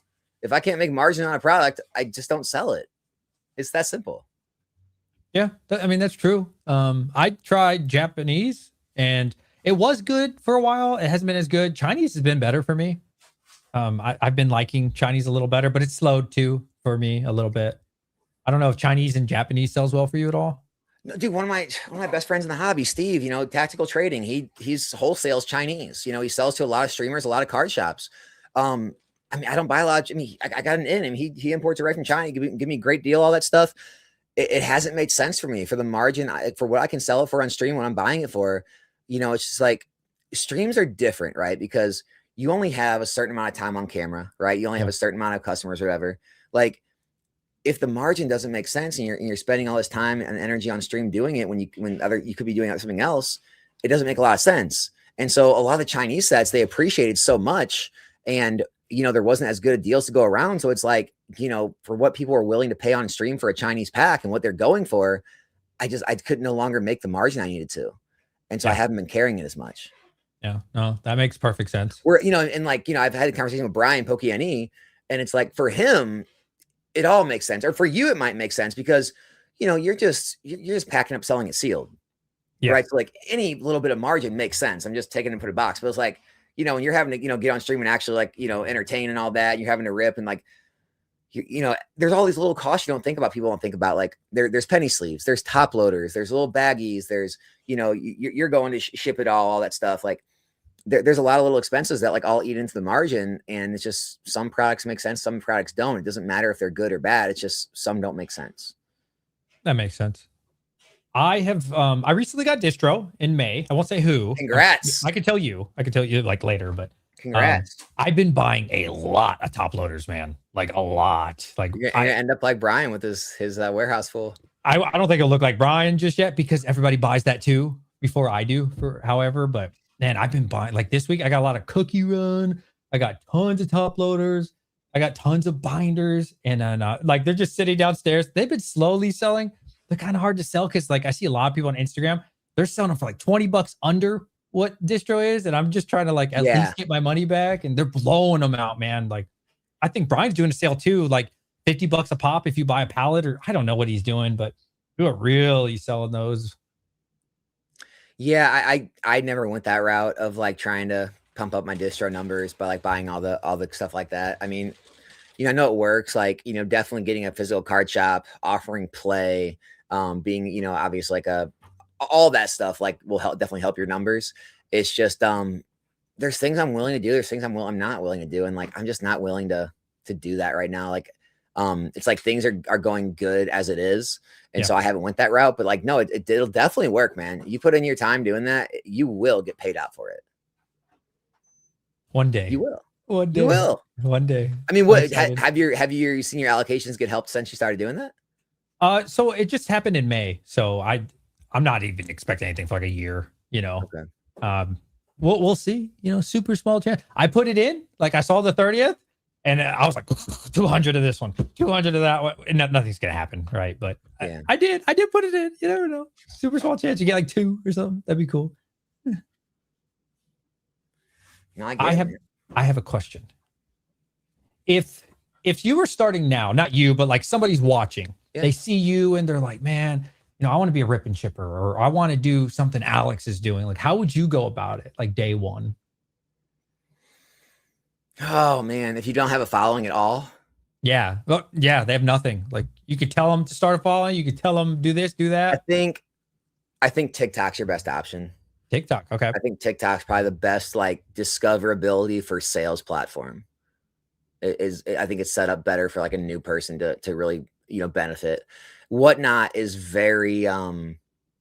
Whatnot is the best place you could stream if Whatnot likes you and wants to promote you, right? Like the Krakens, the Vortex, the Ryan's Card House, like all those big guys, they're making money hand over fist. The people near the middle, the bottom, they're struggling. They're spending so much in giveaways and discounts, and they're struggling to try to get the following to get up there, right? Whatnot's very like top heavy focused, right? And same thing with a lot of these platforms. Like the people who are in Fanatics early are doing much better than anyone getting on now. Like on YouTube, there's great discoverability, but you're going to have to make content before you get into the pack risk, because you just get on there, start ripping packs. Again, you're unknown. No one knows you. No one else can trust you. It's really hard to like build a following ripping packs on YouTube. You got to kind of build it with content and transition. So, I think, and personally, I think TikTok's your probably best bet. TikTok? Okay. Yeah. Because I seen Wenzel. I remember when Wenzel had like 20,000, 15,000 subs. I think he has like 300,000, but he's doing vertical. Have you tried vertical, or is that not your thing? I think Winslow gives an inaccurate representation of that Okay. because he's so successful. Because I know other people do vertical and they don't have that kind of like following or sales and stuff, right? So like I don't know if it's vertical versus horizontal. I think you probably have to look into other people. Winslow's probably a bad example because Like the anomaly. they'd be just as successful probably with widescreen. But yeah, I mean, they definitely kill it. I don't know how much of that is attributed to the vertical though. You know what I mean? Okay. I wasn't sure if like maybe YouTube was trying to promote vertical more because like that was really successful on Instagram and TikTok. It's all like vertical. Well, okay. Do you know who RoboScales is? No. He does the podcast with Twice Baked Jake, the Card Lounge. Oh, okay. Yeah, I know Twice Big Big. Okay. Yeah. So he does vertical streaming, and he reached out to me not too long ago and was asking about like how streams were going and telling me like this talking about like things slowing and stuff, and we were going over numbers, and so like and he's a vertical streamer, and so it seems like he goes through the same slowdowns everyone else does. I think Winsel is just like the top. Like I don't really know anyone bigger than Winsel. I think they're kind of like the top of YouTube streaming at this point. So it's kind of it's hard to compare the top guy, Yeah, that's fair. It'd be like when PokeRev was going, if PokeRev was still as crazy as he was, like it'd be like, oh, I guess vertical's the way. It's like, well, no, it's PokeRev. Or I guess horizontal's the way. It's like, well, no, that's PokeRev. That doesn't count, Have you ever I feel talked like to Winsel's PokeRev? in that category now. You ever talked to PokeRev? I've never talked to PokeRev. I've You had him tried comment it? on one of my videos. Oh, that's cool. Yeah. I messaged him and I commented back, but I've never like went any further than that. Because you're a pretty established man from what I've seen. Like I can tell. Do you ever reach out to people, or you're just so focused on the business because like it's exploding, quite frankly? I mean, I reached out to Winsel before, and we had a Discord call, and we talked about some stream stuff. When I was thinking about going on eBay Live because they went on there and tried it out. I just wanted their opinion on some stuff. Yeah, I mean, dude, my thing is like with all like the different things that have happened in this hobby, like personal or just like kind of. I just keep my circle like really tight and small. Like there's people that like I'm friends with, like I'd be friends with like outside the hobby or in the hobby that like Right. I trust, and I trust like my words aren't going to go outside of like the conversations, and that like you can just trust them with information and stuff. And that's kind of like who I just kind of have a few people that I really talk to and then we kind of bounce ideas off of. But like as far as like reaching out to all kind of different people, no, I haven't really wanted to. Here's the thing: like I don't have a lot of time. Like I Yeah. don't have time to like Yeah. reach out to a bunch of people and do a bunch of live streams all the time because I'm always live myself ripping. And so I used to reach out to a ton of people when I was growing. Like that's how I met a lot of people. But these days, no, I mean I don't really reach out to too many people. Yeah, I mean, like I said, I don't really know. I've never talked to Rev. I've never talked to like, any of the big, vending creators. I mean, okay, Bulbasaur. I had Bulbasaur on the stream.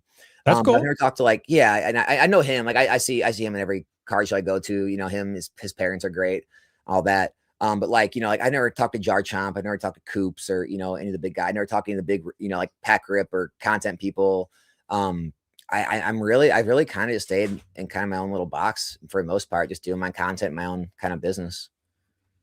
It's funny how like not just you, but like when you can stay in your own zone, people still want to like poke at that zone, even if you're just minding your own business, doing your own thing. Yeah, it's weird. I know like people are gonna do what gets them views, right? And so I know for a while there, like obviously with Joey or Kira or Possum Bud and all those guys, like it was getting them views to like try to like poke holes in anything I was doing. But I think when the views like I guess ran out or that like stopped being as attractive, they moved on.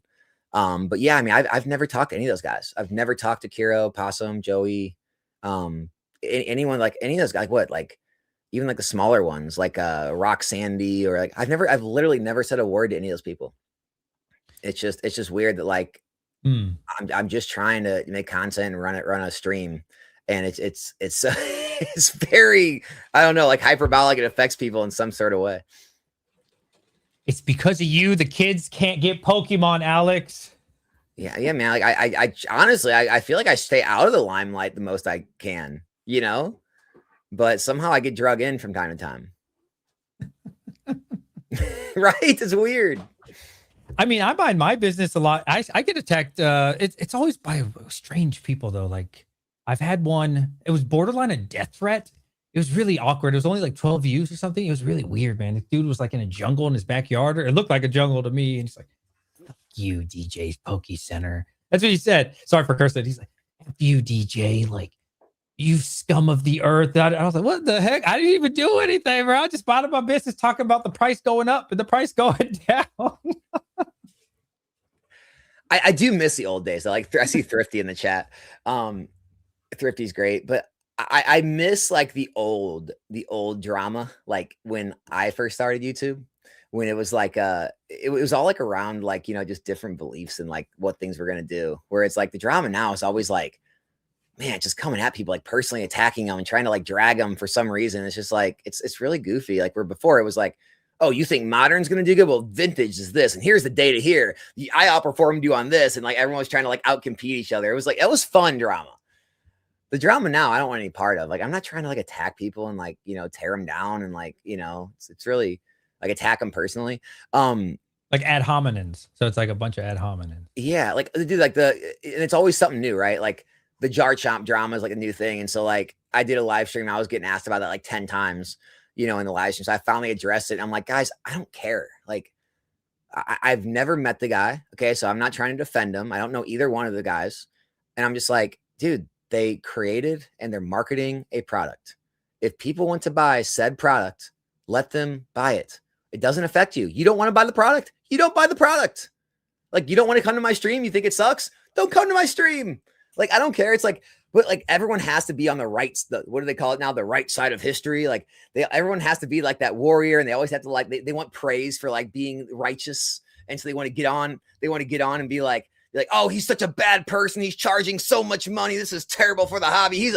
Let's all stone him to death. It's just like, dude, leave him alone. Like you don't think it's valuable. Great. I don't think your stupid college degree you have is valuable. You probably paid a lot more for that. All right. By the way, I have a college degree too, so I can say that. Me too. Me too. I will say mine was pretty useless. Yeah. I mean, it made me no money. You know, this stupid cardboard kids game made me way more money. So I don't know. What's a scam? What's a scam? Can they teach you to go? Can successful vendors and content creators teach you a little something about vending and content creation that'll likely make you more money than what it costs? Probably. So is that a scam? No. Do you think it should be that valuable? Okay, you don't think so? Fine, that's cool. Say it's overpriced, right? Say it's a ripoff, but you can't say it's a scam. That's a very specific word that I think you talked about. I think I've seen that when you talked about that. Like, it's definitely not a scam. It might not be a good value, but it's not a scam. Again, I don't know either one of those people. Like, I've never met them. Like, I don't care. I'm just being honest. Like, I'm just not going to be like, you know, jump on the bandwagon because it's the cool thing to do. And everyone wants to feel righteous and get all the people to comment saying, yeah, good for you for calling that out. You're a good one. It's just like, that's all nonsense, man. I'm not a part of that world, you know? How old are you, DJ? I'm 36, dude. I'm old. Perfect. Same here. I just turned 36. Oh, so nice. We're at the perfect age where we get the best of both worlds. We have life outside of the internet. Yeah, for sure. And then we also have life on the internet. I think a lot of people now, they don't have discernment of both. Like they grew up in it. And so like their entire life is the internet. Like if this goes down or something goes wrong, their entire world's in shambles. Like if things are going like all hectic on here, okay, boop, I'm gone. I'm going back to my regular life. I don't care. And I think that's the difference is like the older people like us, we get that. Anyone younger, dude, oh my gosh, their whole world's in shambles if the internet's not going good right now. Oh man, you know, and I think that's the problem. There was a chart. Have you ever seen a chart of the S&P 500 over the last like 100 years? You ever seen that photo? What photo? It's like a photo of the chart of the S&P 500 of the last 100 years. No, 100 years. I'm going to show you. I'm going to show you it, dude.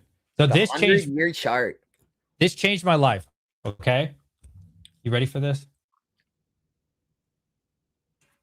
Oh, okay. So back in the day, I had to learn how to trade stocks from a textbook. This is like before the smartphone, and this was in one of my textbooks. And so this has always stuck with me. This is like the Great Depression, World War I, World War II. The point is, we have always recovered. You know, Vietnam. I don't know. What is this?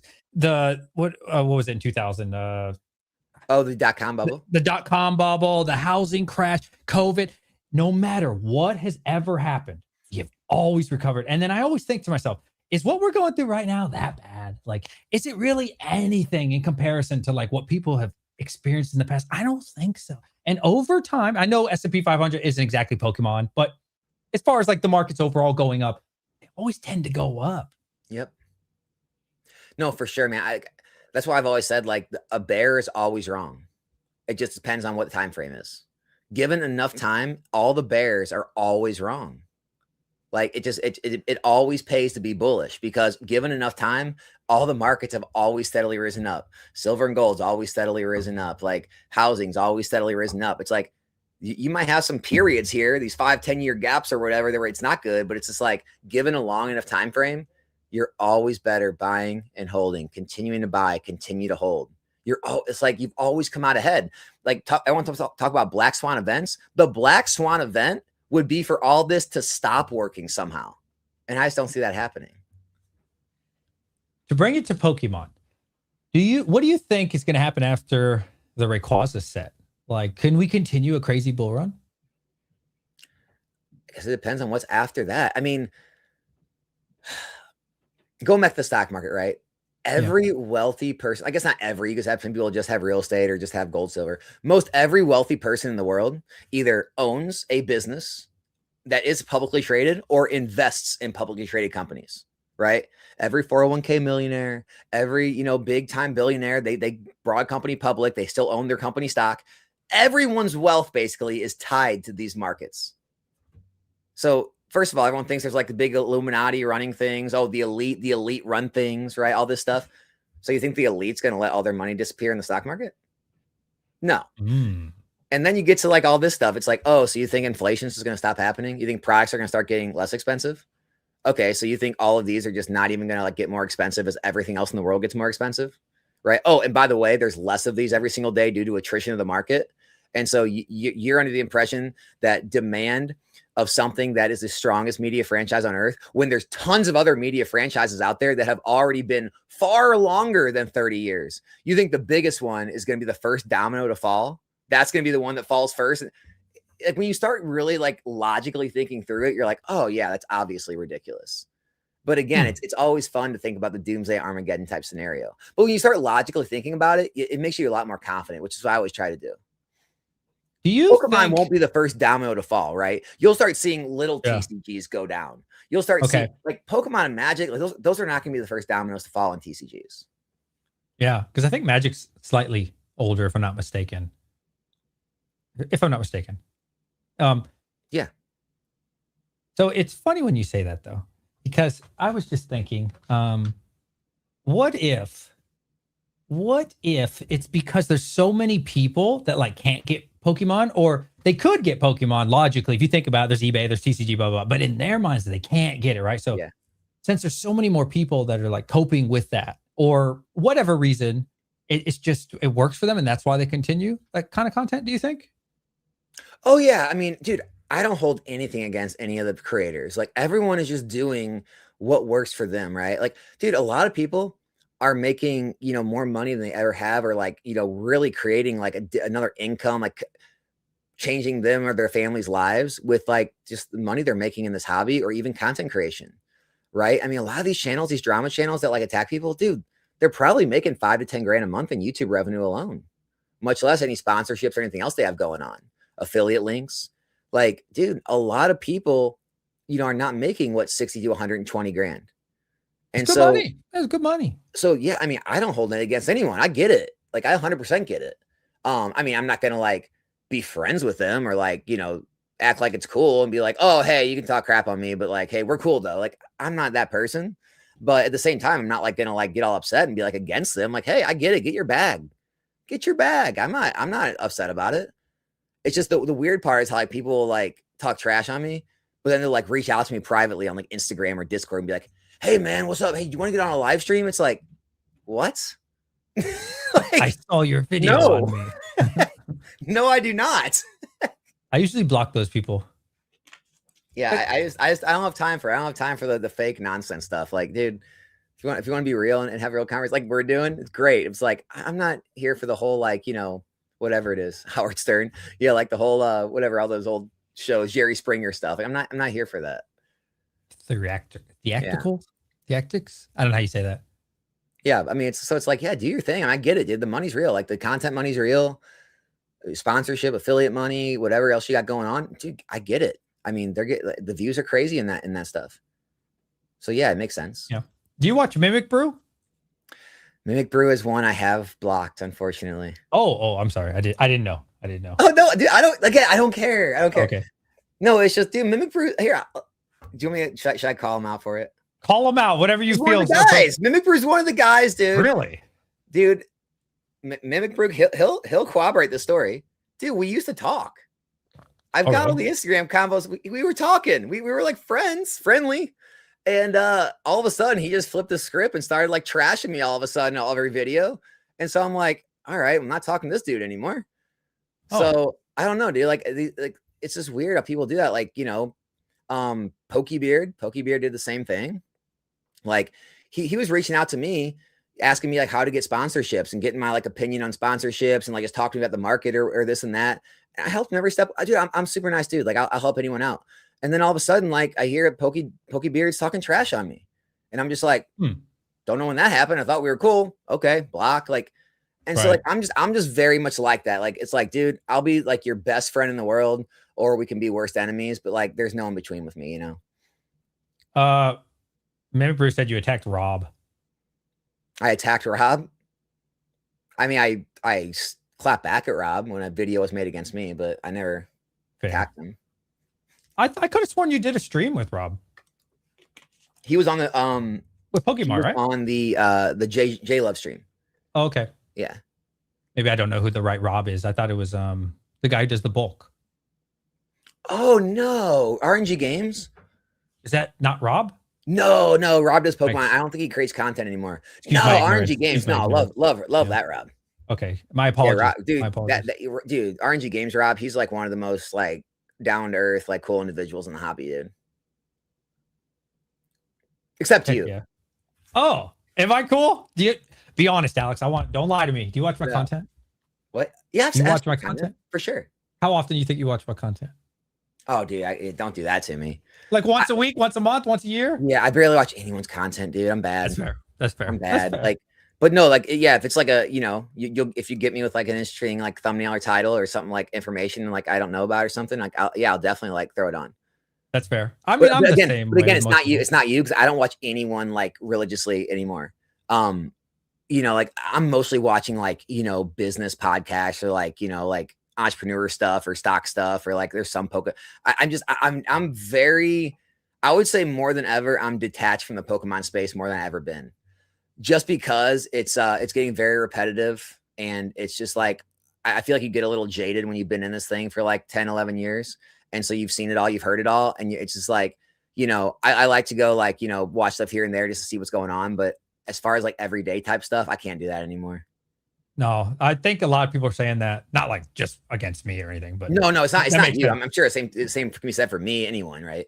Right. Like Pokey I'm pretty sure he hasn't been watching content. He said recently, Poke Profit. Like I think most of the guys aren't watching as much. And Brian says, if me and Alex faked some beef, we get more great. Oh, yeah, we said we should do that so many times. Brian's a great marketer, man. That dude knows. It'd be so good. He got a warehouse. Like Brian's the exact opposite. Like, dude, Brian loves to get in and like mix it up with everybody. And, Brian just loves it. Like me, dude, I don't know.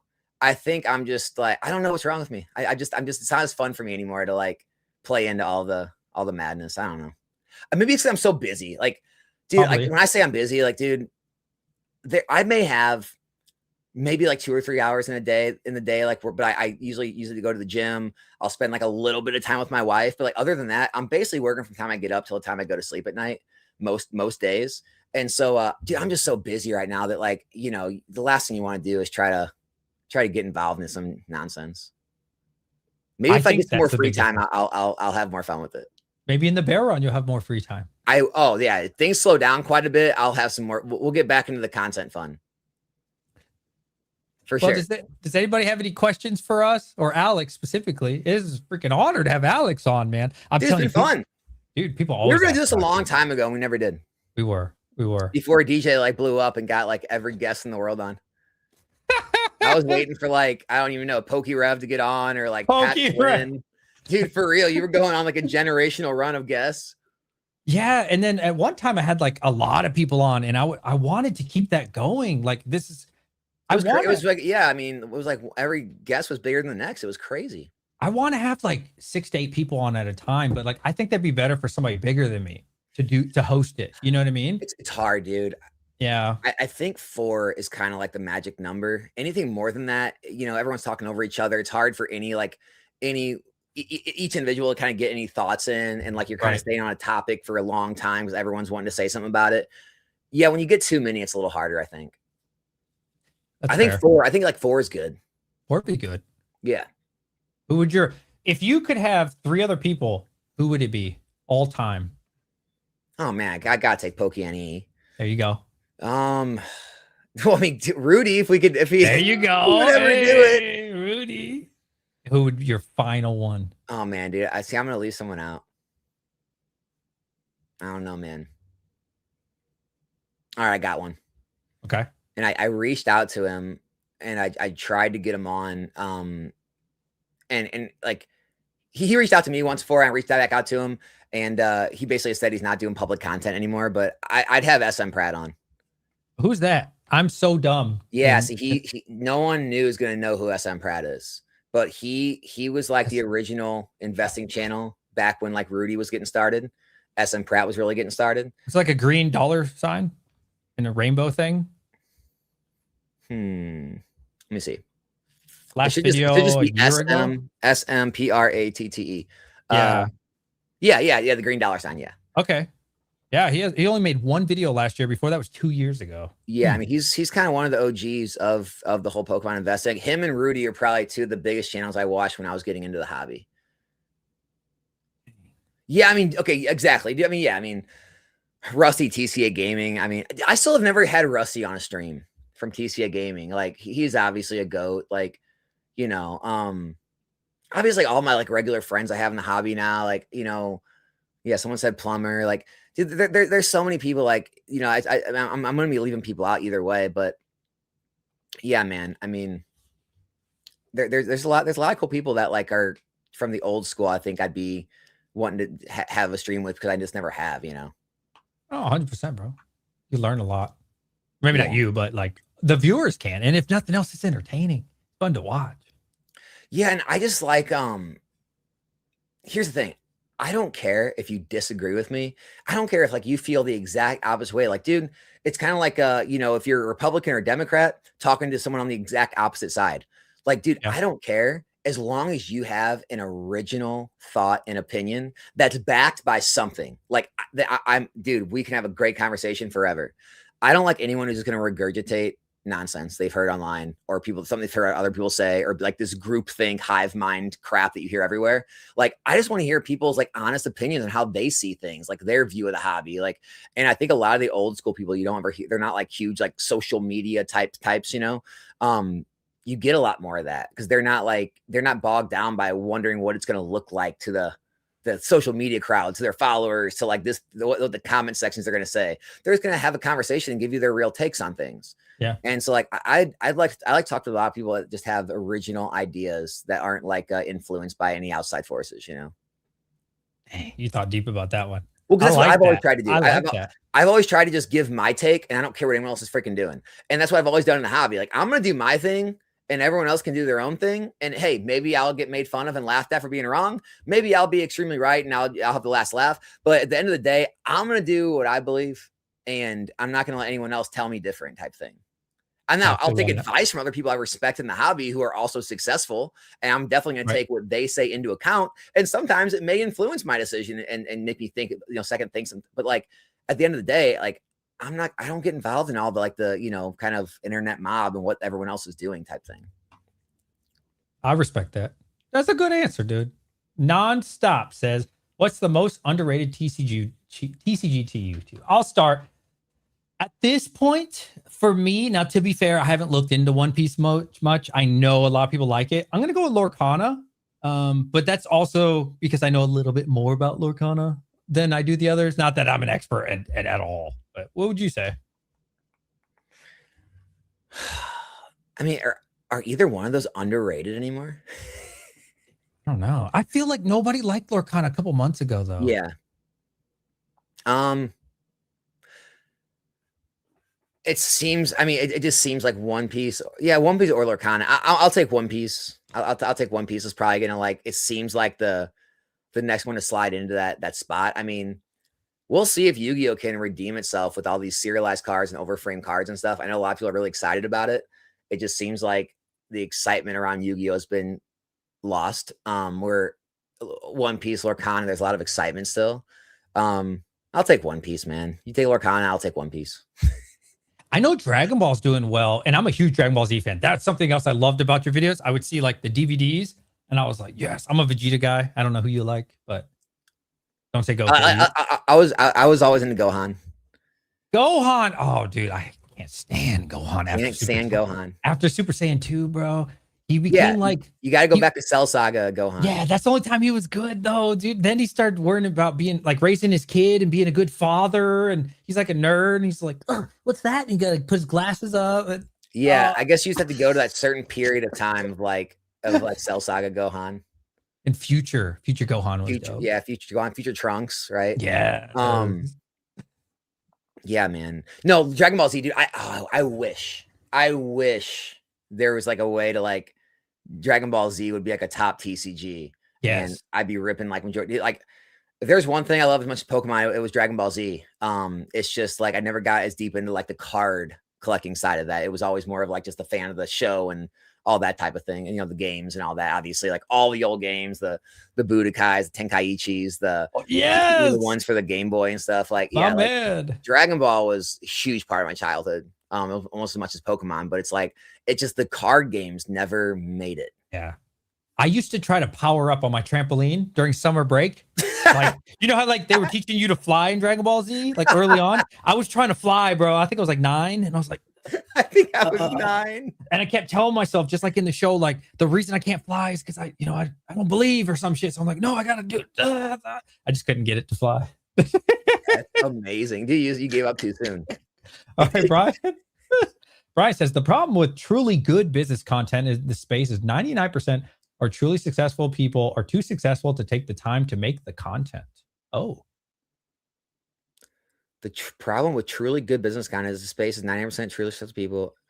Dude, that's I think that's the truth in most of the world. Like, man, the people the giant YouTube people that became big, it's crazy. Like, like the Alex Hormozis and all these people. It's crazy they are so successful and also so successful at content because I mean, I could even be honest and be like, my content's probably not as like good as it could be because of like the streams and everything being, so successful and having to devote so much time to everything that goes with that. So yeah, I mean, I think it's 100% correct, dude. And then Mimic I think Brian's just trying to make excuse for why his content's no good though. Oh, Brian doesn't really make content anymore. That's the problem, bro. He makes one video every 2 weeks. He's just too good of a businessman. He can't focus on the content. I have needs, Brian, and you're not fulfilling them, bro. I need more videos. Mimic Bruce says he's sorry to you and he loves you. All right, man. All right. Appreciate the super chat. Oh, he's a mod here. Oh, crap. You can ban me, dude. No, Mimic Bruce has been nice to me. He's been nice to me. No, I'm saying he could ban me. Oh, no. Look at Pokey Run. Ask Alex about Pokey Nips. Is that up some? I'm not seeing it. Right above Nonstop Dre. Dude, honestly, do you know who that is? No, I don't. I'm ignorant. So she's like, she has like an OnlyFans, or I think she has like naked pack rips or something. Oh, but dude, I remember when like everyone was talking about her because I forget a long time ago, Possum Bud made a video about her, and that's when I found out who she was. But like, dude, I was like reading some of her like her Instagram posts, and she actually sounds pretty smart in the hobby. Really? Like she has some like super detailed out like Instagram. I've never talked to her before, but like I was reading some of the stuff she was posting. I'm just like, because the first year was like, oh my god, this is where it's coming to. And then you start reading it, and it's like, damn, she's actually kind of like, she kind of knows her crap. And then you Was she start reading cooking? more. Huh? Was she cooking? Was she cooking?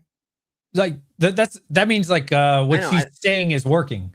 Like Oh, I mean, she's hitting dude, home. it's She's so long cooking. ago now. Like that, I don't know. I mean, that was like way back. I remember like she was always talking about like the prize cards, and the prize cards actually ended up doing really good. Or she was like, I forget what she was talking about now, but I remember at the time like reading some of the stuff. I'm like, she's not just like some dumb like blonde doing OnlyFans. It sounds like she has a good idea what she's talking about. But like again, I never like reached out and had her on or like anything. I mean, I don't know what she's doing now, but I remember back then like reading it and like, I don't know. I think there's a little more to this. Huh. Yeah. See, I don't know if that's a good or bad thing that I'm still new to the hobby because I don't know a lot of the beefs and a lot of the history. It had to be. How long ago was that? It had to be like a couple of years ago, I think now. Brian says Alex and DJ call my content mid. I don't think your content's mid. I don't think you make enough content, and it bothers me because I'm selfish and I need content. I gotta turn my camera off and on. It's like going crazy. Dude, Brian will go. He'll be Pokey and he will have like the most content you've ever seen for like 2, 3, 4 weeks, and then all of a sudden you like click and be like, where'd Brian go? Right. Like, what's going on, bro? We see the new warehouse. You get me excited. I get pumped. And then we got car videos for like a week. I was motivated. I was excited. 2 weeks, dude, month off. When I heard he was having a baby, I was like, oh man, we're never going to see Brian again. Yeah. It's amazing, dude. I don't know how people do it, man. Like, I don't know how you can like operate at a high level in this industry with how like just all engrossing it is, and like, man, have kids and stuff. It's truly amazing to everyone that like, my hat's off to everyone that has kids. Like, I don't know how I would do it.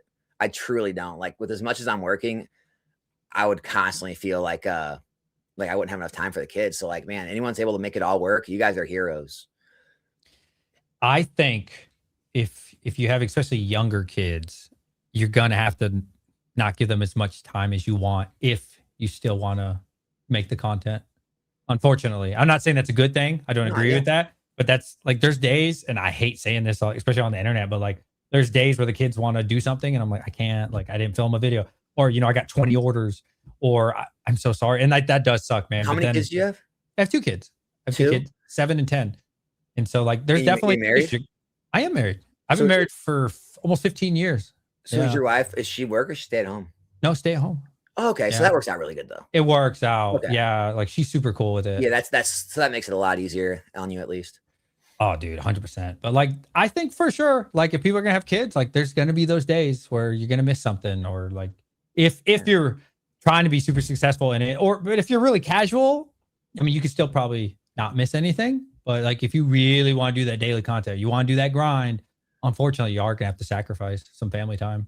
Oh, and even when you're not working, like the way the world is now, you're always on. Like, you're always getting a Discord message, an Instagram message, an email, someone reaching out about something, some deals working, some collection buy. There's always something going on, and so it's like you're never really truly like 100% off. It feels like, and so it's just it's a lot different than things used to be. Like, people used to go to work and be off work, and you had your nights to yourself, and it's just like with this business, man. I mean, I said it before, people will say things, like, oh, well, you just never had a hard job. No, trust me, I've had a hard job.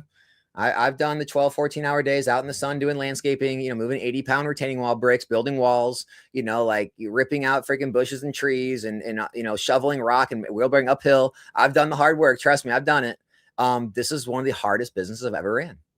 Wow. It really, because it's all engrossing all day, every day. You always have to be on. There's always something going on. You wake up to emails, putting out fires every single day. You're taking risk with your money while also working. With most jobs, you just go to work and you get paid. So you're working this hard while also on your mind, you're taking risks with all your money and inventory and long-term inventory and this or that, getting deals whenever the market's doing in between while you have the deal until it sells. Like, there's just your mental and your physical is just being tested every day. Dang. You're cooking. See, that's how they say it. That's how the young folks say it. No, cooking, I'm serious though. Like, it's a lot different. Like, if you have a stressful job or you have a physical job, at least you're not, like, physical job is not too stressful. Stressful jobs, you're not used to doing a lot of physical stuff. This, it just feels like, dude, you're always on, man. Your brain's never going off. I would say, obviously, I'm significantly smaller than you. I have to agree, even at a smaller scale, because like a lot of the times people selling the collection, it's either yes or no. Like, do you want this collection? Oh, well, I want to think for a day or two. Next person sold, right? Like, I got to make that decision now. Like, is this going to be good? Can I move this? Can I sell this? Because if not, they're moving on to somebody else. They're emailing Yeah. somebody else.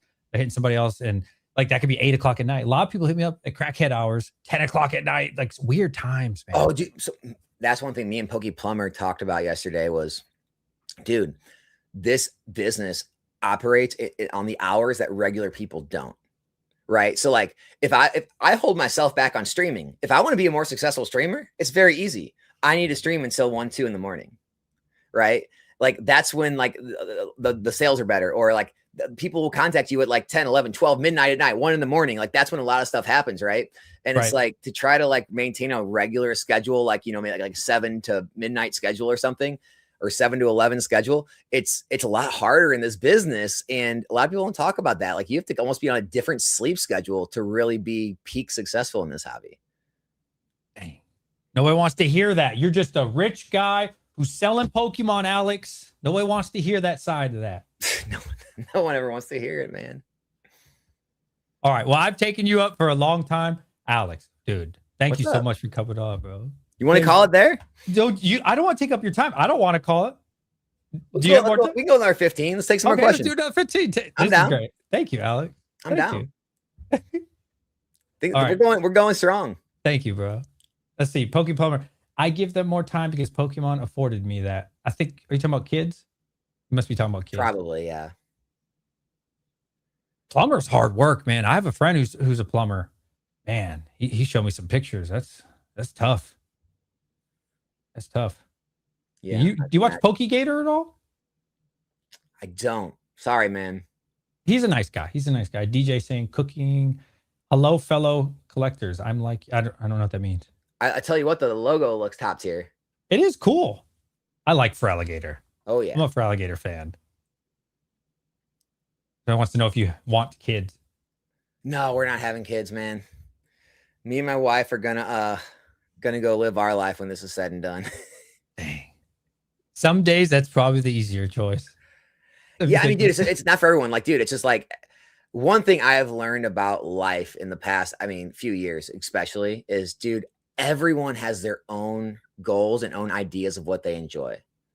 Like, dude, there's so many people in this hobby that, their net worth in Pokemon now, are like, multiple millions of dollars. And, to me, I'm just like, what are you guys doing? Like, why don't you retire? And then there's like, what do you mean? I'm never retiring. I love what I do, or like, like people, like their definition of what they want to do, like with their life, like it's just completely different than what other people want to do. Like some people want to travel, like every day of the year when I don't like travel, right? Like my life probably is very boring to a lot of people. So it's like, I just learned that every single person on this earth has a different thing that they enjoy, that they like. And, you're never going to understand everyone's way of living or everyone's thought process. Right. And so like, that's one thing that's become very clear to me is like, everyone's got different goals and different experiences they want to experience and different things they like, I used to love traveling, or thought I loved traveling, until I started traveling. Once I started, yeah, dude, because my job, I move around like all the time. I've lived in England, Korea, I've traveled to Philippines, all these places. And then I noticed, you know what?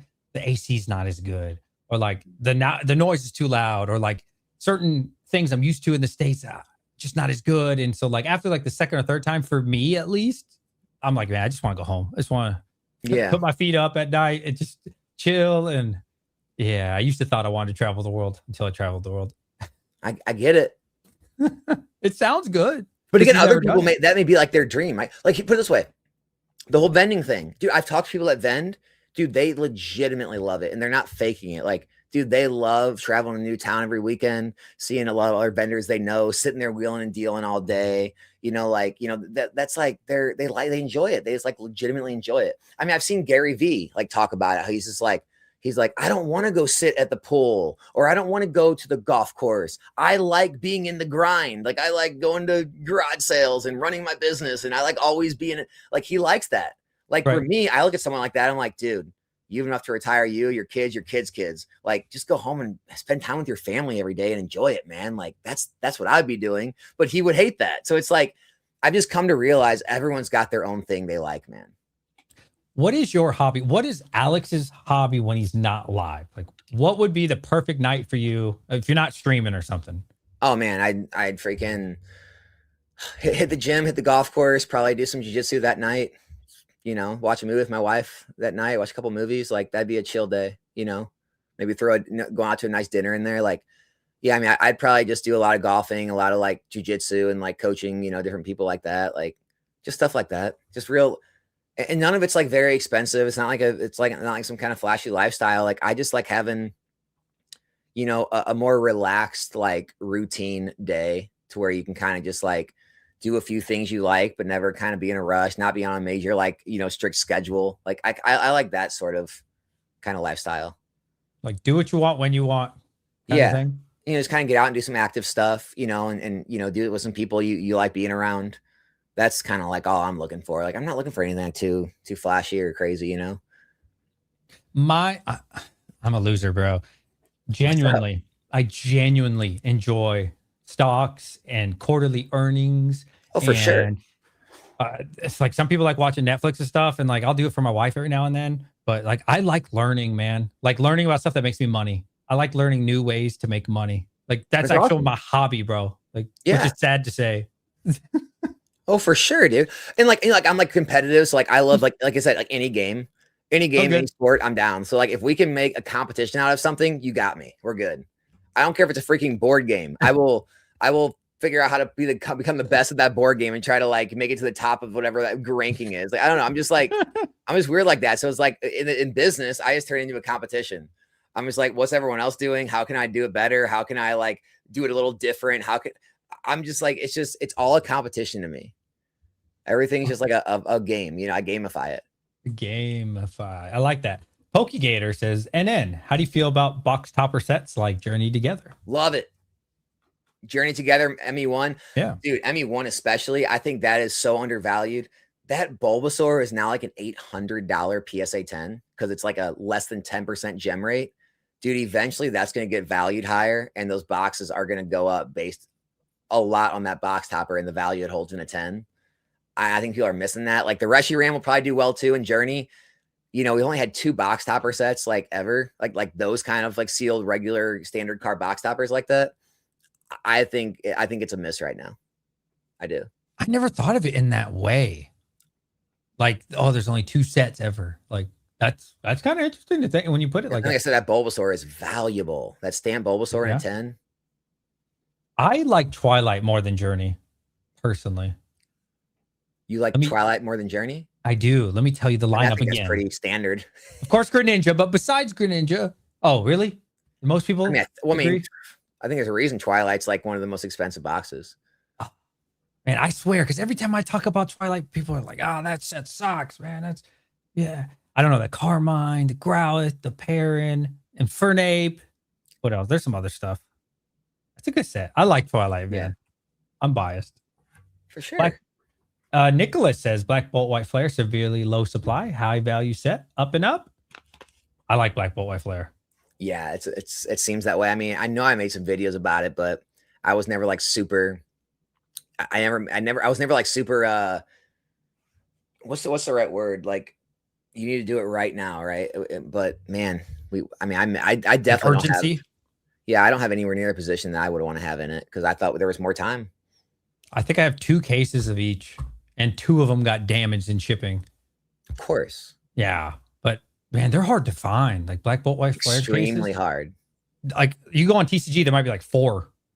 Like on a good day, like 5. I don't know. It's wild. Really rare. Yeah. I see what Brian's saying. Most people can't fathom the idea of making money being a hobby, not just a job. He's right. That's what I'm saying. It's like, you know, yeah. And then he says people they can't fathom it. They'll just say it's called greedy or soulless, and it's not. It's like people just don't get it. Like they want to be in everyone else's mind. I think people they want to like control what other people think or do. It's just like, dude, why can people not understand that? Like someone could legitimately just like getting up and running a Pokemon business all day, every day. Like that's like what they look forward to. Like if you say, hey, you got tomorrow off, do whatever you want. They're going to go downstairs or whatever they go and they're going to run their business. That's what they want to do. Like, and people just don't get that. Like, oh my gosh, I'd rather be doing you would rather be doing that. They wouldn't. Yes, dude. Like now that again, as I've said, like things have slowed down for me on the sealed side for sure.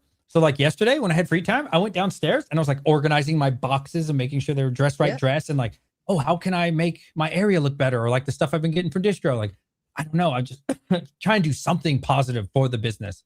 Even though I could go watch, I don't know, something on Netflix, but I'm like, there's gotta be something positive I could do to help the business somehow, try to Yeah. justify it.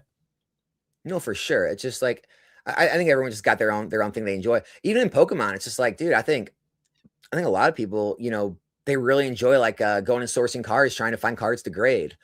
And then like, waiting, crossing their fingers are going to get the grades they want. Like that's exciting, right? Right. I just, people like walking around card shows trying to find some, card they don't normally see, or there's like, kind of this diamond in the rough type thing, going through, boxes and going through binders and trying to find, like source a card. Like they do that for fun. That's what they do. And I think, people that aren't enthused by that sort of thing, they see it as like, oh, you're being greedy, or, it's whatever. It's all about money. It's just like, there's money attached to it, but it's fun for me. Right. Yeah. So he said Livy, I'm assuming that's his daughter's name, is doing great. 4 months old. Awesome. Congrats. And then Love he said Black Bolt White Flare came out and went. It's never coming back. Whoa, hot take. Hot take. Ooh. You could be right. I mean, it doesn't seem like they're reprinting too much these days, other than Prismatic. Right. What is up with that? Something I thought about, Alex? What if like the 30th is going to be talked about, because they spread it out all the way till November. So I would assume at a minimum, November, December, they're going to be talking about the 30th. But in the back end, these other sets are rotating out. Are we going to hear the rumor, not the rumor, but like the acknowledgement and the hype about, hey, all these sets are rotating out? Or is it going to be mashed by the 30th and then they just kind of rotate out? I don't know. And the Rayquaza set. Yeah.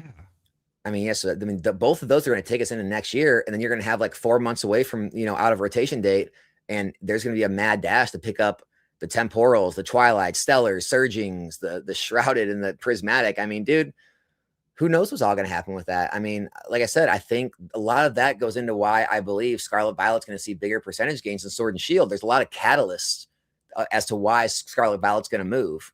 Whereas, like, I'm just struggling to find the catalyst for a lot of the Sword and Shield boxes to move. Like, just because they're a little older, it's like maybe just age. Yeah, like I mean, maybe. Point. Again, I'm not like 100% right. against it. It's just like if I'm placing my bets one way or another, I gotta place them on Scarlet Violet.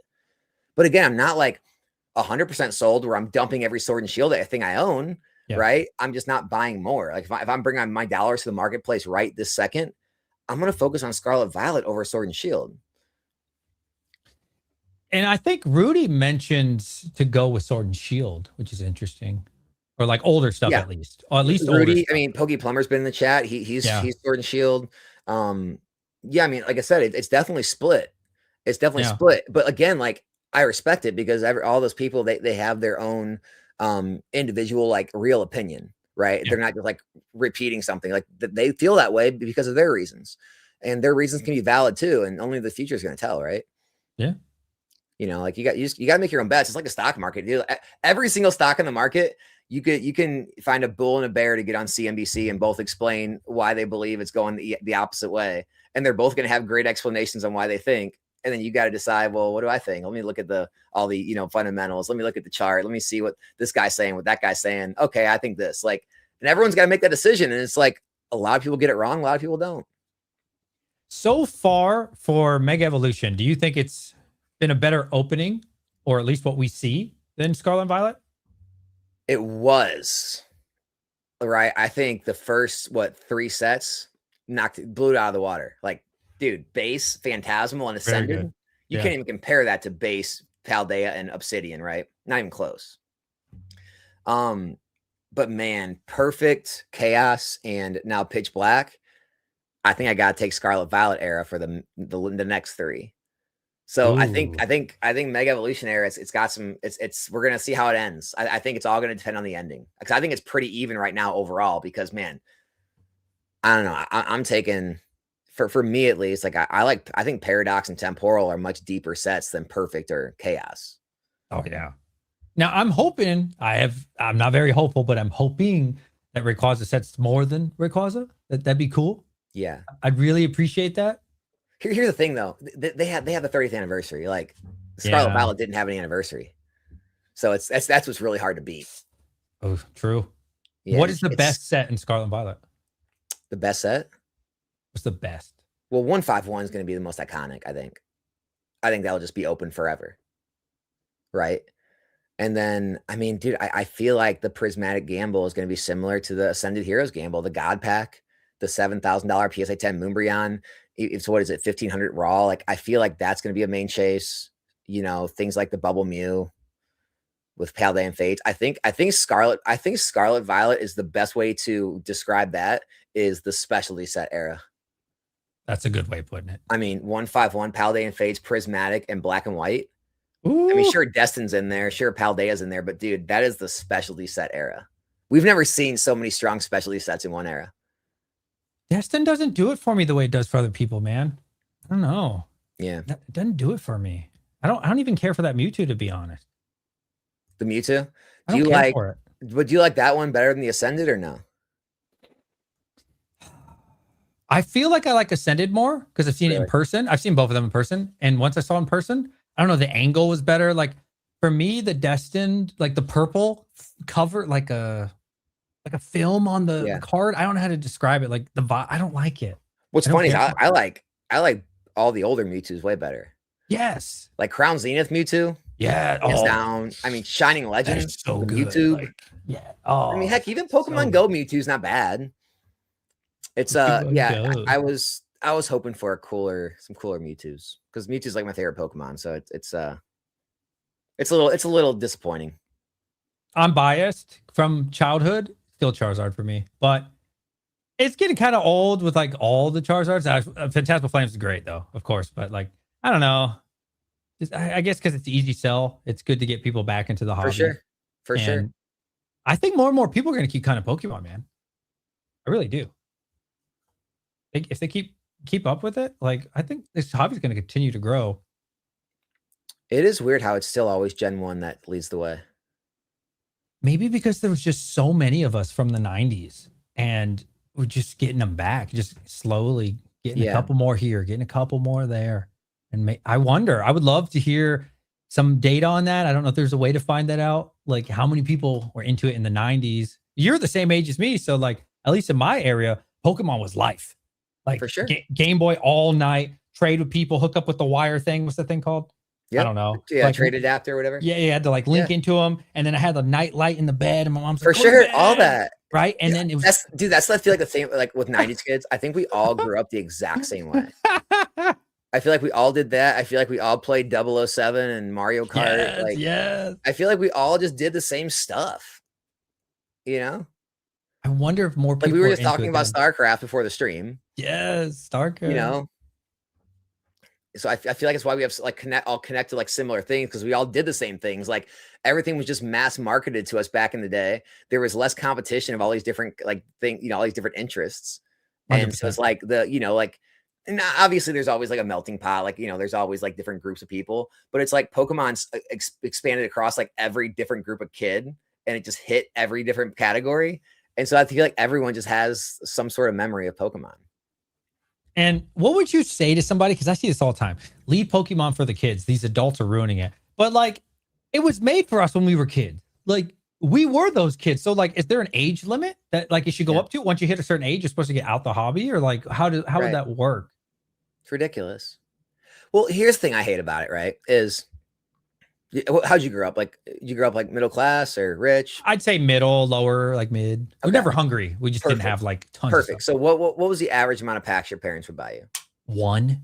Okay. One for me and one for my brother, and that was it for a while. Yeah. Yeah. So like, I'd get like 2 or 3 packs like every so often, like randomly.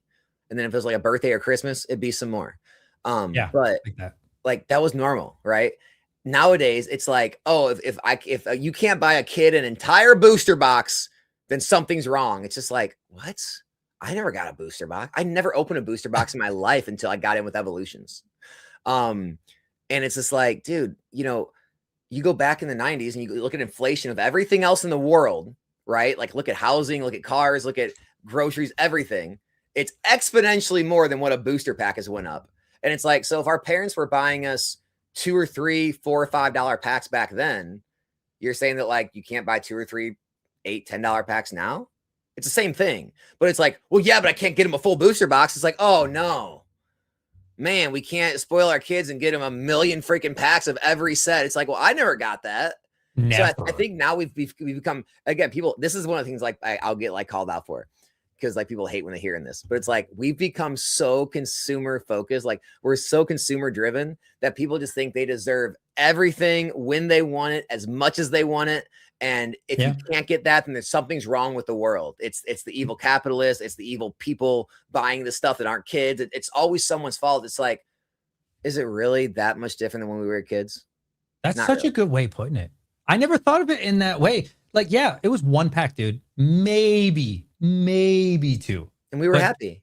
And that was all we got. Yeah. And adults now think they should get their kid every Target drop, should be able to walk in this week, get them an ETB. 9 whole packs. That's a lot of packs. And then the next week, get them another 9. And the next week, you know what? Maybe they should get them a whole collector or a collection box, right? They should get 10. And spoiled thinking, man. Spoiled. And again, like price point wise, dude, everything else in life has went up exponentially more than Pokemon percentage wise. Like inflation has not hit the TCG industry as hard as it's for the rest of life. Think about that too. Yeah. So you can actually afford more now with the same amount of money than you could have back then with that amount of money. I watched a video from the 90s, not in the 90s, but like that was produced in the 90s. And the guy was showing MSRP of like $2.99 a pack, but they were selling them for $5 a pack because it was so crazy. And $5 in the 90s, I don't know how much that is now. That's a lot of money, man. Oh, I remember around here, it was always like, if you found them at Walmart or Target or Toys R Us, I think it was like $3.99, but like at card shops, it was always like $4.99, $5.99. And it's just like, dude, packs are like a couple dollars more now on most sets. It's like, in freaking from 99 to 2026, packs have went up $2 or $3. That's what we're concerned about. That's crazy. But then Rudy talks average, about like average wage back then compared to now. Look at the average, like everything back then. Everything's way out of whack compared to this hobby. This hobby is actually the place that inflation forgot. That's so valid. That when you put it like that. And then when Rudy talks about $10 packs, is it really that unreasonable? $10 considering how much they were in the 90s. I don't know if $10 everything unreasonable. Except trading cards have doubled. Everything. Dude, cars have doubled, houses have doubled, groceries have doubled, gas has doubled. Everything's doubled, but Pokemon cards, they're the one thing that can't double. If those double, all hell breaks loose. I used to get dollar menu stuff, and that was like kind of expensive still, even things for $1, like burgers and shit. Now it's like $5. Oh, yeah, dude. Fast food's more than doubled. Way more than doubled. Like that's the deal now. Get a $5 Whopper or some shit. Yeah, why aren't we freaking lobbying McDonald's because I can't get my Happy Meal and my toy the same price I used to? Brian says too many adult Pokemon collectors, creators, personalities who yell at other adults that Pokemon is for the kids whenever it serves an agenda. with a wall of Pokemon behind them as well. Hey. It's so true.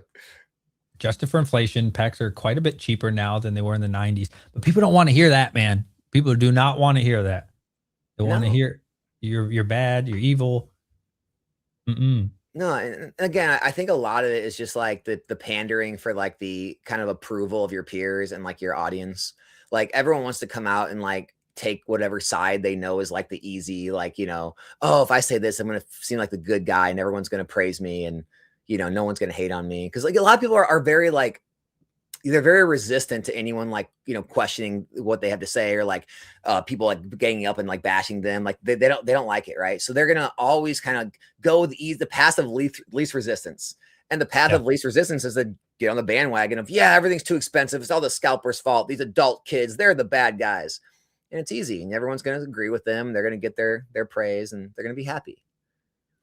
I see a lot of people when they're new, they start their channel like in a certain way for the business side. Cause I watch a lot of business content, obviously, because I run a business. I want to see what people are doing and they'll start it in the business way. But then like, there's this toxic group of like purists and collectors, right? Like I'm not saying all collectors are bad, full disclosure, but there is like a very toxic, vocal, small like community and they'll like influence them like, you shouldn't do that, man. What about the hobby? And then so they'll start changing. They'll go from like, hey, I'm selling all these Pokemon, I'm doing the business to I love the cards with all my heart and I love the but it's like, I don't know, bro. Like they get poisoned because of that negativity in that way. And they have to like prove to everybody like, no. guys, I'm here for the goodness of you. I love you, brother. You're here for the business. You're here to make money. Let's just not bullshit people. You know. I mean, here's the thing. Like I always say it, but I mean, I think everyone knows this deep down. But it's like, if people were not there to buy the items at the prices people are listing them for, the market would adjust down. Yeah. So the very fact that scalpers exist or all these bots exist is they have someone to sell it to at the end.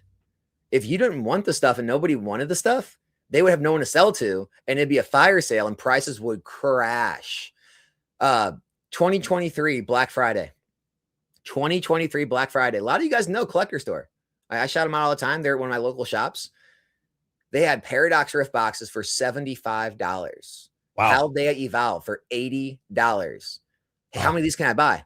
There's no limit. So if I want 10 cases, I can buy them? Yeah, sure. We got tons of it. Why wasn't anyone buying then? Why didn't anybody want it then? It was like $2 a pack. Why? Why not? Right? Oh, but now everyone wants it because everyone wants it, because it's expensive and everyone knows. Like, it's so goofy, man. It's like people only want something that they can't have. That makes sense. Yeah, because it's been cheap multiple times throughout. Dude, when I got back in the hobby with Evolutions, I mean, I got back in 2015 collecting vintage and stuff again. But the first modern set I really bought was Evolutions in 2016. And dude, it was $90. And it stayed $90 forever, and nobody wanted it. It was so bad that I remember watching Leonhardt back in the day. And like, you know, every time they get a collection box or like a mystery box with Evolutions in it, they'd be like, Evolutions, okay. That's how it used to be. And then, it got expensive overnight. And now, oh my gosh, it's Evolutions. It's the same product. It's the same cards. Now everyone wants it. It's the same thing. Nothing. You can't have it, Alex. Isn't that what Rudy had in his bathroom? Oh yeah, he had a lot of it. That dude has so much Pokemon in that video. I don't even know how he keeps track or inventories his hordes of product, because he has like every TCG. Yes. I mean, I've purposely like kind of like I brought everything down to like a few SKUs. I usually keep like booster boxes, bundles, and ETBs, and then sometimes I'll have UPCs when they're out. But like I don't keep anything else because I don't want to have like too much to keep track of and all these different size boxes and all this crazy storage problem. And so I basically just keep a few SKUs. Dude, I couldn't imagine having all these different TCGs, all these different SKUs, different items, keeping inventory of all of it, keeping track of market prices of all of it. Dude, the dude's a machine. He's a machine. He probably just doesn't sell most of it, and he just like puts it in there and locks it up.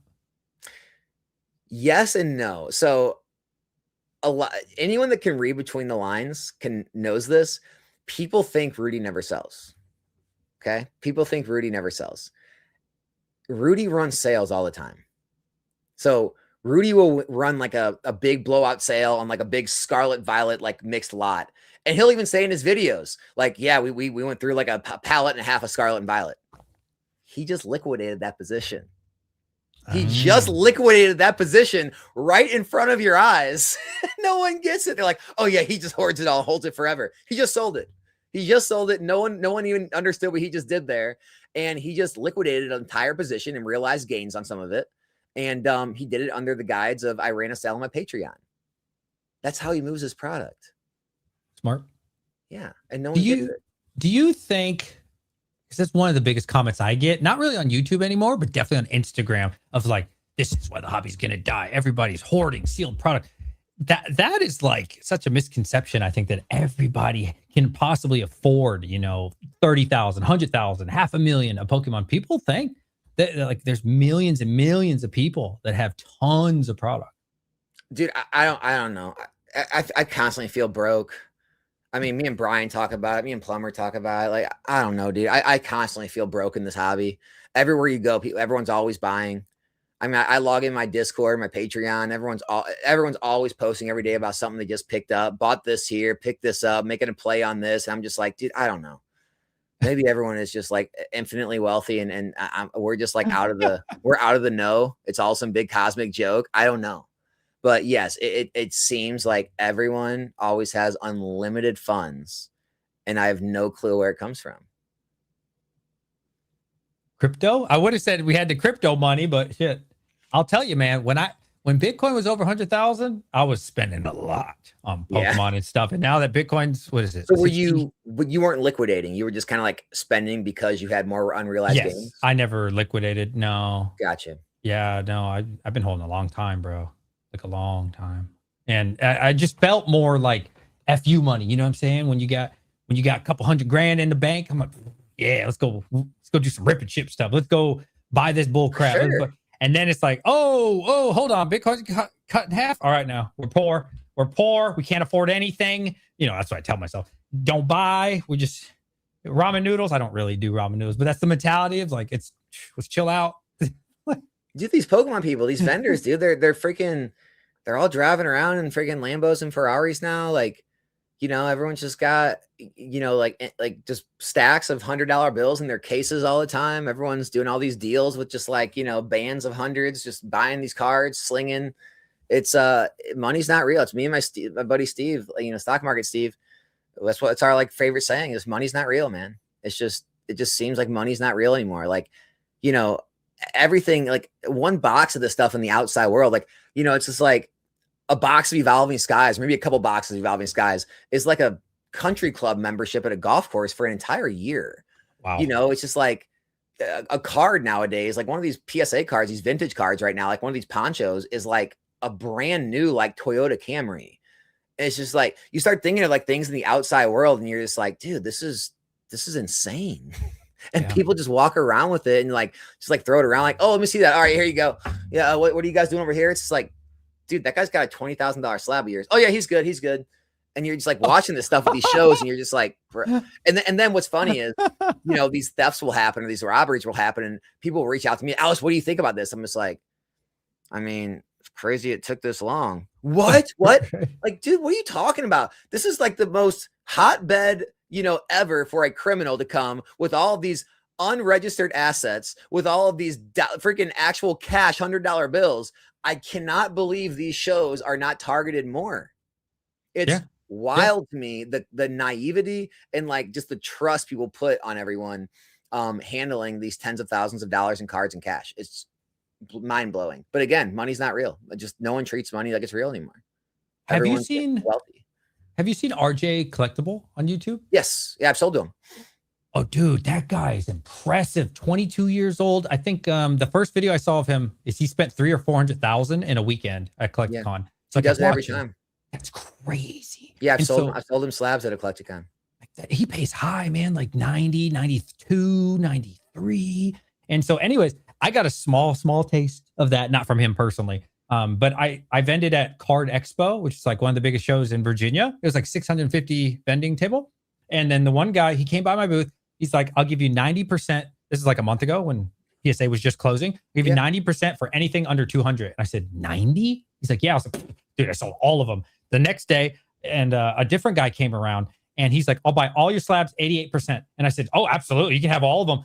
So he's like, give me a minute. Calls up his friend. His friend comes over with the briefcase. Bro, he opens up. Like you said, it must have been 200-300 grand cash. Like they're team members. And so he told me there was 4 of them that day. And they were just taking over all the tables, just rotating, just spending however much money, bro, just buying everybody out for the crazy percentages. Because they said they had a guaranteed sell on the other end. They were guaranteed 110%. Didn't matter what it was. They needed slabs. They knew they were going to make their 20%, guaranteed anything they bring. And they were buying my CGC. They're buying $20. They're buying anything, bro. It was crazy. At KC Collecticon, I made some deals, but I was trying to help Galaxy Grails out with some slabs. Dude, I went through this guy's cases and it had to be like 40% of the cards he had. I mean, I made a stack of PSA slabs. Okay. And it was over 10 grand worth. Right. Right. And I'm just like, okay, so what can you do? He's like, what do you mean? I'm like, well, like if I get all these, like, can we get to like 88%? And he's just like, oh no. I'm just like, all right, man, I can do 90. I'll do 90% for all of them. He's like, no, man. Like, no. I'm like, what? And he's like, dude, I got a guaranteed sale right over there. I can go get 92. Damn. And I'm just like, well, what about if we do cash? No, I can get cash over there. I'm like, okay, walked away.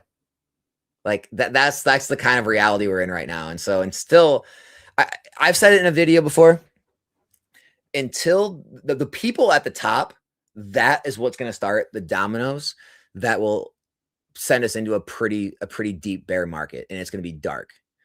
The people at top are what is driving the liquidity. If the fanatics, the arena clubs, the courtyards, all those people ever slow down and they don't need more inventory at those levels, and they say, we're cutting off sales or cutting off purchases, all the buyers, all the RJs, right? They're no longer buying. All the people that normally liquidate to them, they're no longer able to. Wow. Now all these vendors and all these people with slabs are stuck. Now they're trying to fire sell because so many people operate with very little cash, and they're all in, and they're leverage and whatever else, and a lot of their net worth is in their inventory. Now they got to start moving inventory, and they got to get rid of it. And that's when things really start to tumble. And I don't know when or if that happens, but that is kind of what's driving it, is the people at the top, the big streamers, right? All the big guys, like on whether you go to eBay Live, or you go to Fanatics, where you go to TikTok or whatnot, like all the guys you always see at the top, if their streams ever slow, and all the people who buy and wholesale to them, they can't buy anymore because they don't need the product because it's slowing, the dominoes fall. Damn. So that's what you need to look for, is if any of the big guys start struggling, get out, because it's about to tumble quick. That's a good insight right there, y'all. You ain't gonna learn that from me. I don't know what I'm talking about. Yeah. Tiger's TCG Den, I don't know if you know him. I'd love to get your take on, with DJ having crypto background, Alex having a history of Pokemon, talking to money managers. Is big regulation ever coming? What do you think, Alex? Oh, it scares me to death every day, man. Yeah? It scares me to death about regulation. I don't know. I think as long as the government is getting their tax money, they're happy. You know, it's kind of like, you know, with the whole like marijuana business before it started to get legalized. As long as you were paying taxes, they left you alone. You know, it's kind of like the government doesn't care as much about what you're doing as long as they get theirs. Right. And so my biggest advice to everyone is just, dude, stop trying to skirt around the system, right? Record all your stuff, right? Use every available write-off that you can legally, and just pay your taxes on your profits and don't worry about it, right? And if regulation comes, deal with it then. But I think the bigger deal is people trying to always skirt around taxes. And it's a stress you don't need to live with. And I mean, honestly, if you're doing things by the book and doing it right, there's business, you know, things you can do, write-offs you can use. And there's ways to greatly reduce your tax bill, things like that. Can't get into taxes, because I'm not licensed to talk about it, but just, you know, in broad. And that's what I would say. Because I mean, it's just like, what's your goal? Like, you're going to stack, you know, $1 million up in a safe full of dollar bills that are going to do nothing but depreciate, right? Like, well, then what? What happens when you have all this cash? Well, you can't go buy anything. You can't go buy a house or a car. They're going to report it to the government. They're going to ask where the money came from. So you're going to operate your whole life living off the grid or off the books or whatever, while all this trash cash in your safe is constantly getting devalued. More than regulation, man, I would just say, just do things by the book, man. Freaking be successful, pay your taxes. Usually you're going to get left alone.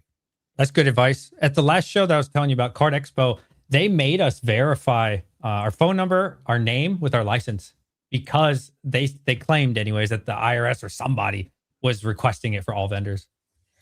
Yeah, I mean, they're definitely start looking at it more and more. I think, you know, the more and more it's put out there in content, people like talking about all of it. They're going to eventually start cracking down more and more, right? I mean, you know, eventually, I think we all know where this is going. We're going to eventually be a cashless society at some point, where everything's going to be tracked anyway. So, you know, who knows what comes first? Do they just eventually like push to get to no cash, and then everything's just inherently regulated then because everything's tracked? Or do we end up getting some kind of regulation? I don't know which comes first, but I don't worry about it. I just pay everything. I don't care. You just pay it. You can sleep good at night. You can buy whatever you want. Dude, the last person I want to get in trouble with is Uncle Sam. And so I'll just work harder and do it right and not have to worry about it than, you know, trying to skirt the system and save a little bit of tax dollars here and there. Make an extra 10% or something, or 20, or not worth it. No, you're spending more than that in legal fees trying to defend yourself when it comes down crashing on you. I would want to. Oh my God, I would not want that. No one does. No one does. What about he's asked about crypto though. What about your crypto background helps you with this whole thing, man? I would say, so I've been doing stocks since I was like 21. So like 15 years, but I wasn't good at it for like 7 of those years. I would say I've been through so many bull and bear run cycles. When things feel too good, too euphoric, I do like to take profits. And I think for me, also because I'm running a business, like How are things feeling right now? they don't feel great. They don't feel great for because nobody's buying the sealed. But I'm also still buying heavily just because I think it's down. So would you consider it too euphoric? Are you taking profits? I don't think in the moment it's euphoric. I think churn and burn in general is euphoric because like I started this business with 22,000 and then like in inventory, just in prismatic, I don't know. I have like 80 grand now, like 70, 80 grand in just prismatic, like nothing else from all that. So either way, I'm up, because I've been technically taking profits, churn and burn, churn and burn. And so like if this happens to end tomorrow, like I've taken so much profit along the way, like I'm still up. I feel good. Okay, we just need the U.S. leaders, grandkids to get involved in flipping cards. Got to get the kids involved. Let's hope they become fans. That's awesome. What do you think, man? By what?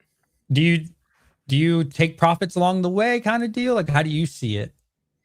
Yeah, I'm dumping right now. Yeah.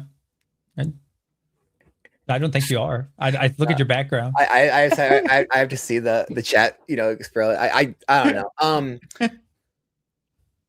Okay. If I was in any kind of position to where like I was leveraged or worried about like income, job wasn't like super secure, like anything like that, I'd definitely take some money off the table right now. Right. Cause like I'm less worried about a crash. I'm more worried about like times of like prolonged stagnation to where, there's not a lot of appreciation. Like you're not seeing like, a lot of the vendors right now, and even me and you, like we benefit from it. It's just like you buy something and then a few weeks later, it's like more expensive, or like vendors will buy something. Then they go a couple shows later, it's up 10 or 20, 30%, whatever. It's like, what about the days where you get to the next show and it's down 10%? What about when your entire inventory you own is down 15% and you bought it all at 85 or at 90, whatever, 88, whatever it is, like, and you bought it for 80%, it's all down 15. So now you have 5% margin. Everyone's coming to your table offering you 80 and 75. Like that day could come. And I think people need to understand that like money may not be as easy to make in the Pokemon hobby at some point. Games may not come very easy for a period of time. And you need to like kind of shore up and be ready for those times. If you're, active and, you're in this business full time, or you depend on this for your income, whatever it may be. I'm more concerned about that than like waking up and like everything you own is down 40%. I just think, things could start to trail off, be down 5, 10%, up 5, stagnant, not a lot of movement. Liquidity may go down, not as many buyers for a period of time. Like that is a realistic thing that could happen. And so like, I'm preparing for that, but I'm more preparing for that by putting more of my income in the bank and into like the stock market and more liquid things, and not going as heavy into Pokemon. Like I haven't bought tons of Perfect Order, Chaos Rising. I'm not going to go heavy into Black Bolt. So like a lot of those funds I would normally be investing into those, they're just going into either cash accounts or in the stock market. Like, so I'm doing it more as like not putting my income as much into these sets more than like selling off a bunch, which is kind of the same thing. You're just, raising cash one way or another. I think if I could ever get distro to like, years from now or whatever it is to give me more Pokemon, I feel safer. But like when I'm paying 80%, like a lot of people think there's so much margin to be made, but they don't really know what it's like to sell a lot of collections, especially when you get like 3 in a week. Like one of those is going to get lost to UPS. That's minus 200, 300, 500. It's just going to happen, dude. I've got emails that says like your package has had a forklift drive the thing through it. Like, is that true or not? Probably not. They probably stole it. But then you get a collection in and 5 of them are messed up, right? As we talked about, and maybe they didn't disclose that. And so like the margins become really, really thin. I think I'd feel more comfortable if I could get for a much cheaper price to where I'm like, okay, worst case scenario, I could still make 15, 10%. But like right now, that is the only best case scenario for me is like after taxes 15, so like it's a very thin margin, and something goes wrong, at least for me, like there's not a lot of room for error, Streams is the same way. People will buy like, 5 packs and they won't get anything. Right. And it's like, I always have like a promo or something I'll throw in, like what I got right now, like Greninja promo I'll throw in just to make sure someone goes home with something. So they feel like they got something. But other people will be, people in the chat, like, throw in a free pack. It's like, Dude, what do you think I make on these packs? Like, you buy 5 packs, I give a free one. I'm underwater now. Like, it's it's like there's not these crazy margins. Like the other day, someone bought 4 Palday and Fates packs, and we didn't get anything, and it sucks. I hate it, but it's like, Right. I can't throw in a free Palday and Fates pack. No. Like, there's the margin isn't there, and like I think people think there's just like unlimited margins. Like, yeah, if I was getting full distribution and all my product was from distro at distro costs, oh man, I'd be much more generous. Like, here, throw it. But like, dude, I'm buying everything off the markets, trying to source it at 80, 85, whatever it may be. And then you're also to depend on the market staying, flat at least, hopefully going up. If it goes down, that margin already disappeared. Now you're opening packs for free already. It's a lot smaller margin and a lot more risk than people really realize, I think. Yeah. And I think if somebody spends $200, they feel like, dang, I spent so much, but they don't really factor in, you to get the packs cost 180 or 175. The best thing I found to do is I try to keep the second chance box stocked as good as I can, so that you can still throw some good, like some decent stuff in, so they feel like they went home with some stuff. Like, I feel like that's the best way to deal with it for streamers. It sucks. It sucks either way. Pokemon is not a card game that gives guaranteed hit rates. Right. And so there's just no way to guarantee, like, if you order a certain amount of packs, you're going to at least get something. Question for the 30th. You looking at the UPC more or ETB, or what are you looking at? Well, okay. At the current, let's just take the GameStop pre-release prices. I'm taking the ETV. Yeah. Here's the thing. Everything's kind of fugazi to me until the market, until it's released. Right. So like, MSRP is meaningless to me. TCG player pre-release prices are meaningless to me. GameStop is meaningless. I don't care about any of that stuff. What I care about is on release day, right? Or release week. What is it selling for on eBay and TCG player? What's the average price? So if that, in my mind, I think an ETB between $100 to $150 is much more reasonable than a UPC at $500 to $600. I want the UPC much more. I think it's a much better product, but man, at some point the price point comes into effect, and it's like, I don't know. Moist Critical actually talked about that today, surprisingly. Dude, do you think Moist Critical likes this stuff as much as he acts like, or do you think he sees all of this as like the next content strategy? Like, he knows this is where the views are, and he's just like, oh, I better jump over here now. This is what's getting the views.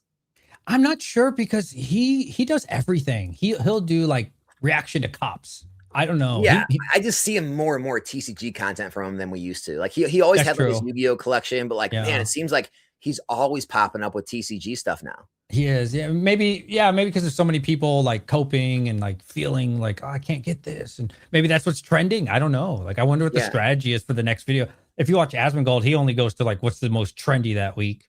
I wonder if he's just doing the same thing. Probably. It's a solid strategy. Yeah. Again, back to the content thing. Makes sense. Yeah. I got nothing against it. Yeah. People want to watch it, man. People want to watch it, bro. Hey, dude, how different is it from people turning on Fox News or CNN every day? Yeah. They just want to turn on something and listen to someone talk about something going on in the world and their take on it. And they like their take on it better than the news station's take. Like, that's all it is. Like, Amit, my buddy that does the stock market content, like, dude, he gets like streamer numbers now. Like, I mean, like mainstream streamer numbers. Like, he'll have like, 15, 20,000 people in his live streams now. Wow. And talk, and like, market open, market closed, talking about the stock market. And it's just like, dude, people want to tune in and listen to him more than they do CNBC and listen to Jim Cramer. They want to listen to Mitt.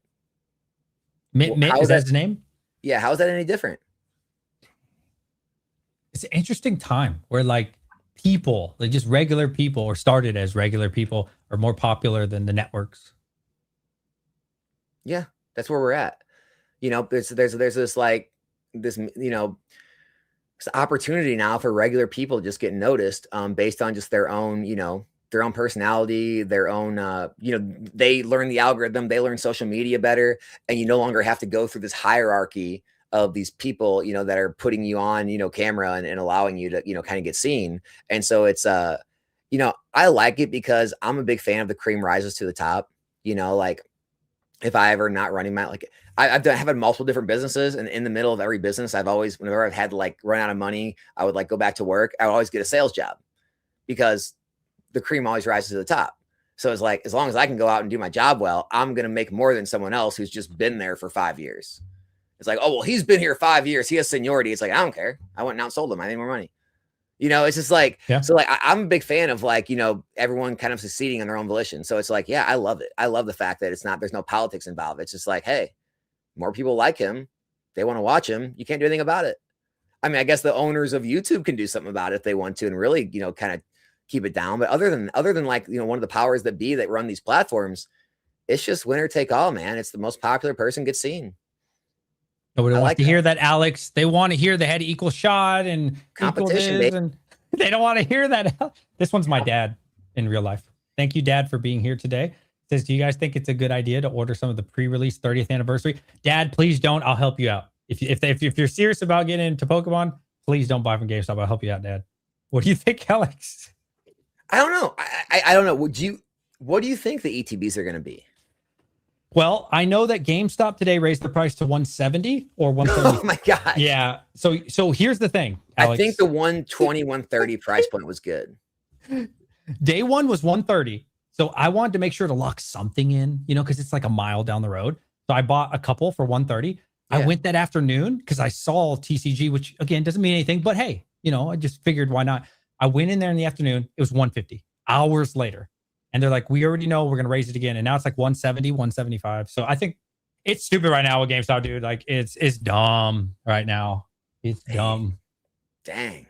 Yeah, GameStop, they've sold us. Maybe it's going to be out of control. I was kind of thinking it would be in the lower hundreds on release, but now it's looking like it's going to be out of hand.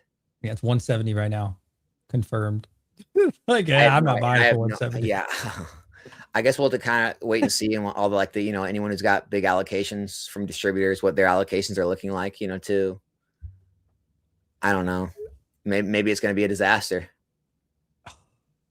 But it could be a disaster. I don't know. They told me you could buy unlimited supply, and I was like, unlimited? I've never heard GameStop say that. Like, they're like, yeah, no problem, unlimited, all you want, any amount, up to 100, 200. I was like, no, and I don't need 100 or 200 at 150. I'm just like, I'm good. But maybe that's a bad decision. We'll see. I don't know. That's what I'm saying. You're having to take so much risk in this business all the time. Yeah. You know, and do people think I'm lying every time I say this?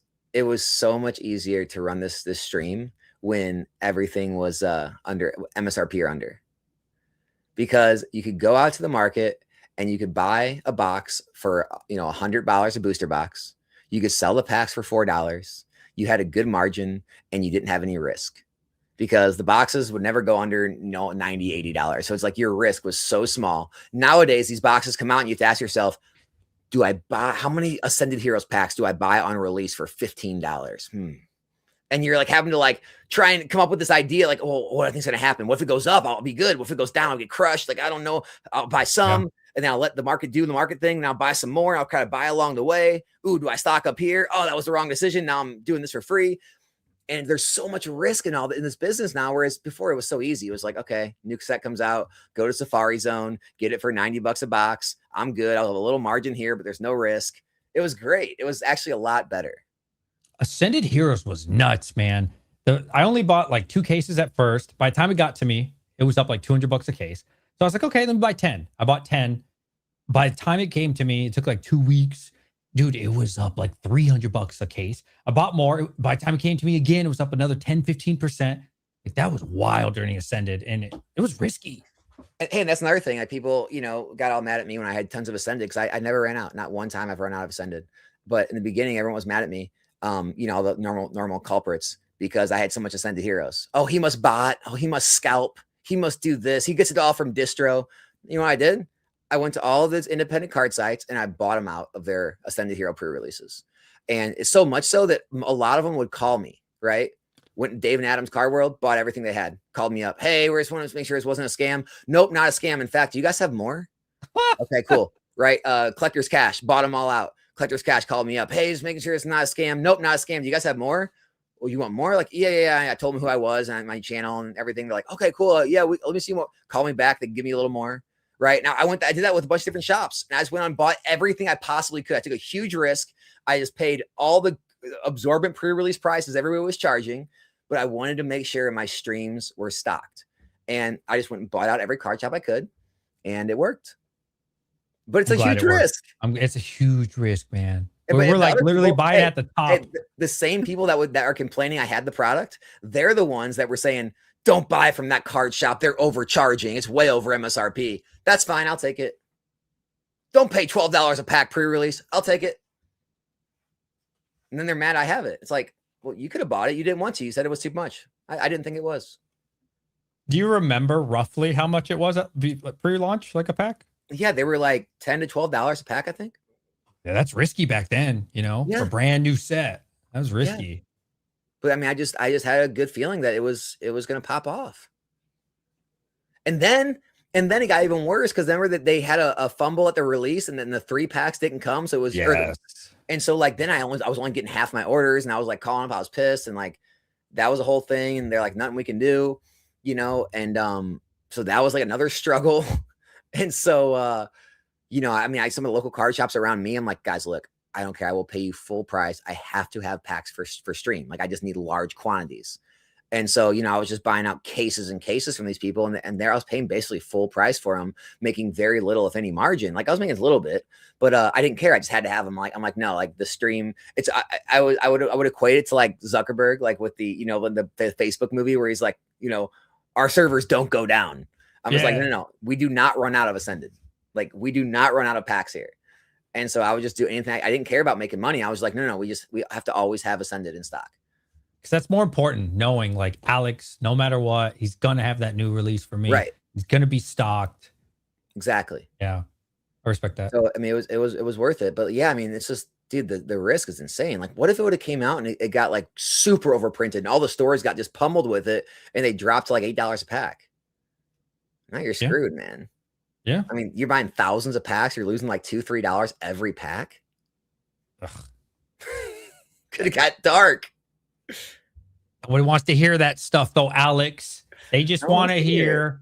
It all is good when it works out, you know. No, when it doesn't work out, then you know you're an idiot.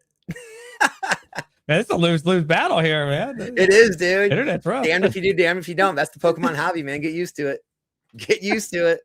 The only way to win is to be a content creator and just talk trash on everyone that, you know, does stuff. They're the ones that are winning. Brian talks about that. Yeah. They'll make money in this hobby. Just be a content creator. Jeez. Yeah, and you can make thousands. Yeah, you can make thousands. Risk. Just coping. Zero risk. Yeah, you can. And you don't have to buy, sell. You just cope, make people feel good, and you know. But I don't know. To me, like it's easier to get Pokemon than ever with the internet. Like it's not the price you want, but you can go get Pokemon right anywhere. There's a million stores. There's eBay, TCG. I mean, and again, anyone who's like newer doesn't remember this probably, but dude, buying at retail used to be like you were an idiot. Like you were a newbie, you were a Timmy. Like you bought at Walmart. Oh my gosh, here, log on eBay, log on Hills Wholesale Gaming. Here's Safari Zone. Here's P Football Pete. Yeah, you can get ETBs for $40. Why are you paying $55 at Walmart and Target? Oh my gosh, you're an idiot. Right? So back then it was okay. Everybody ordered online. Now it's, well, no, I want to buy it at the store. It's like, you don't want to buy it at the store. You just want to get that price. You were okay buying online when everything was cheaper online. You don't want to buy online now because it's more expensive. It's just like, dude, it's everyone wants their cake and to eat it too. You know, like nobody wanted to buy at the store. Products would fall off the shelf. You'd walk by every single week at the grocery store and the same product was sitting there every single week because no one would buy it because it was cheaper online. The minute it didn't become cheaper online, sold out. Better example, right? There was still Chilling Reign boxes. There was Brilliant Stars, Lost Origin boxes on Pokemon Center for years after release. Years. Years. Crazy to think about. No one logged on and bought them. No one went on Pokemon Center and bought. Now boxes are more expensive on the market. So now Pokemon Center is so busy, they have to put queues in place because it gets so flooded. What do you think would happen if a box on eBay and TCG Player was 120 at release? Do you think Pokemon Center would have any problem with queues anymore? No. Dang. That's what I'm saying. It's all everybody just wants the price point, dude. It's all BS. It's Dang. easy to get product. Everyone's just upset because someone else got a better deal than they did. Let me tell you something, guys. Everyone with distro doesn't even get the same price. Every card shop pays a different price to their respective distributors based on what kind of deal they have negotiated. So even if you have distro, you're not playing on a level playing field. There are no level playing fields. Yeah. They don't exist. Yeah. You're no one's paying the same price for anything. So stop worrying about it so much. And on eBay too, I mean, it works like that with the seller fees, right? Like if I go on there right now, 15%, but there's people on there 5%. I bet you there's people with less percent, you know? Yep. Oh, there you go. Every platform is not a level playing field. You think P Football Pete pays the same fees as you do? How do you think Probstein offers 5% fees? Do you think they pay 13%? Like, guys, everything is a negotiated rate. Nothing's level playing field. Nothing's fair. But guess what? You can still be successful operating within those confines because there's still ways to find ways to succeed, even though everything isn't quote unquote fair. You're doing it right now, dude. You just started up. You're killing it. You don't have any insider info. You just got out there and hustled and made it work. But it's not fair because other people have distribution. Okay. It's funny because I could have taken the path of complaining about it and I'd have no Pokemon. But I was like, no, we got to crack this code somehow. Yeah, gotta be a way. But I think there's not many people that think like that, Alex. Like, if there's a problem, they're going to solve it. Most people are like, there's a problem, I'm going to complain. There's a problem, I'm going to cope. Yeah, and like, it's why, like a lot of the channels that do that are going to get the higher viewership and grow extremely fast. And this isn't me coping with the fact that like I think I should be bigger. No, nothing like that. It's just, why do you think the majority of people are either broke or middle class? Because that's the norm. And so to get outside that norm is going to be meaning you're going to do something different than what other people do. And so the people who just get on there and complain, and that's what's going to draw the normal people because they're all out there just complaining, not doing anything. People who are actually going to get up and go the extra effort and take risks and put forth extra effort and work, they're the ones doing what 99% of other people aren't doing. So when they get the rewards 99% of other people don't have, they get hated on for it. Lucky. Like you looked out. It's like, yeah, I know. I'm so lucky. Those 16-hour days I'm working for the past 2 years. I'm so lucky. There's no documentaries on those, Alex. People are telling me how they're going on vacations, posting all these photos, buying themselves, new cars, new houses, like, all this stuff they're doing out to eat at these fancy restaurants, all this stuff. And I'm just like, haven't bought a single thing, just investing my money and grinding, working every day. Working harder. Got lucky. Got lucky. What is the end game of Nostalgianomics? Like, where do you want to be with Nostalgianomics? The brand, or how long, or how big? I don't know. I just, there'll come a time where I definitely want to slow down, right? And not like be going balls to the wall. Like the main goal right now is, we're almost there. Like I want to get to the point where my wife is going to be able to quit her job and not have to work. So that's like the big thing. And then after that, like get to the point where like being financially independent to where you don't have to work, to where like, I can get enough, investment dollars put away to where it can literally like, provide a lifestyle we want to live. And then, just like be able to do what I want to do, whether that's, do some content, do some streams, do some of these lives, maybe go to some shows here and there.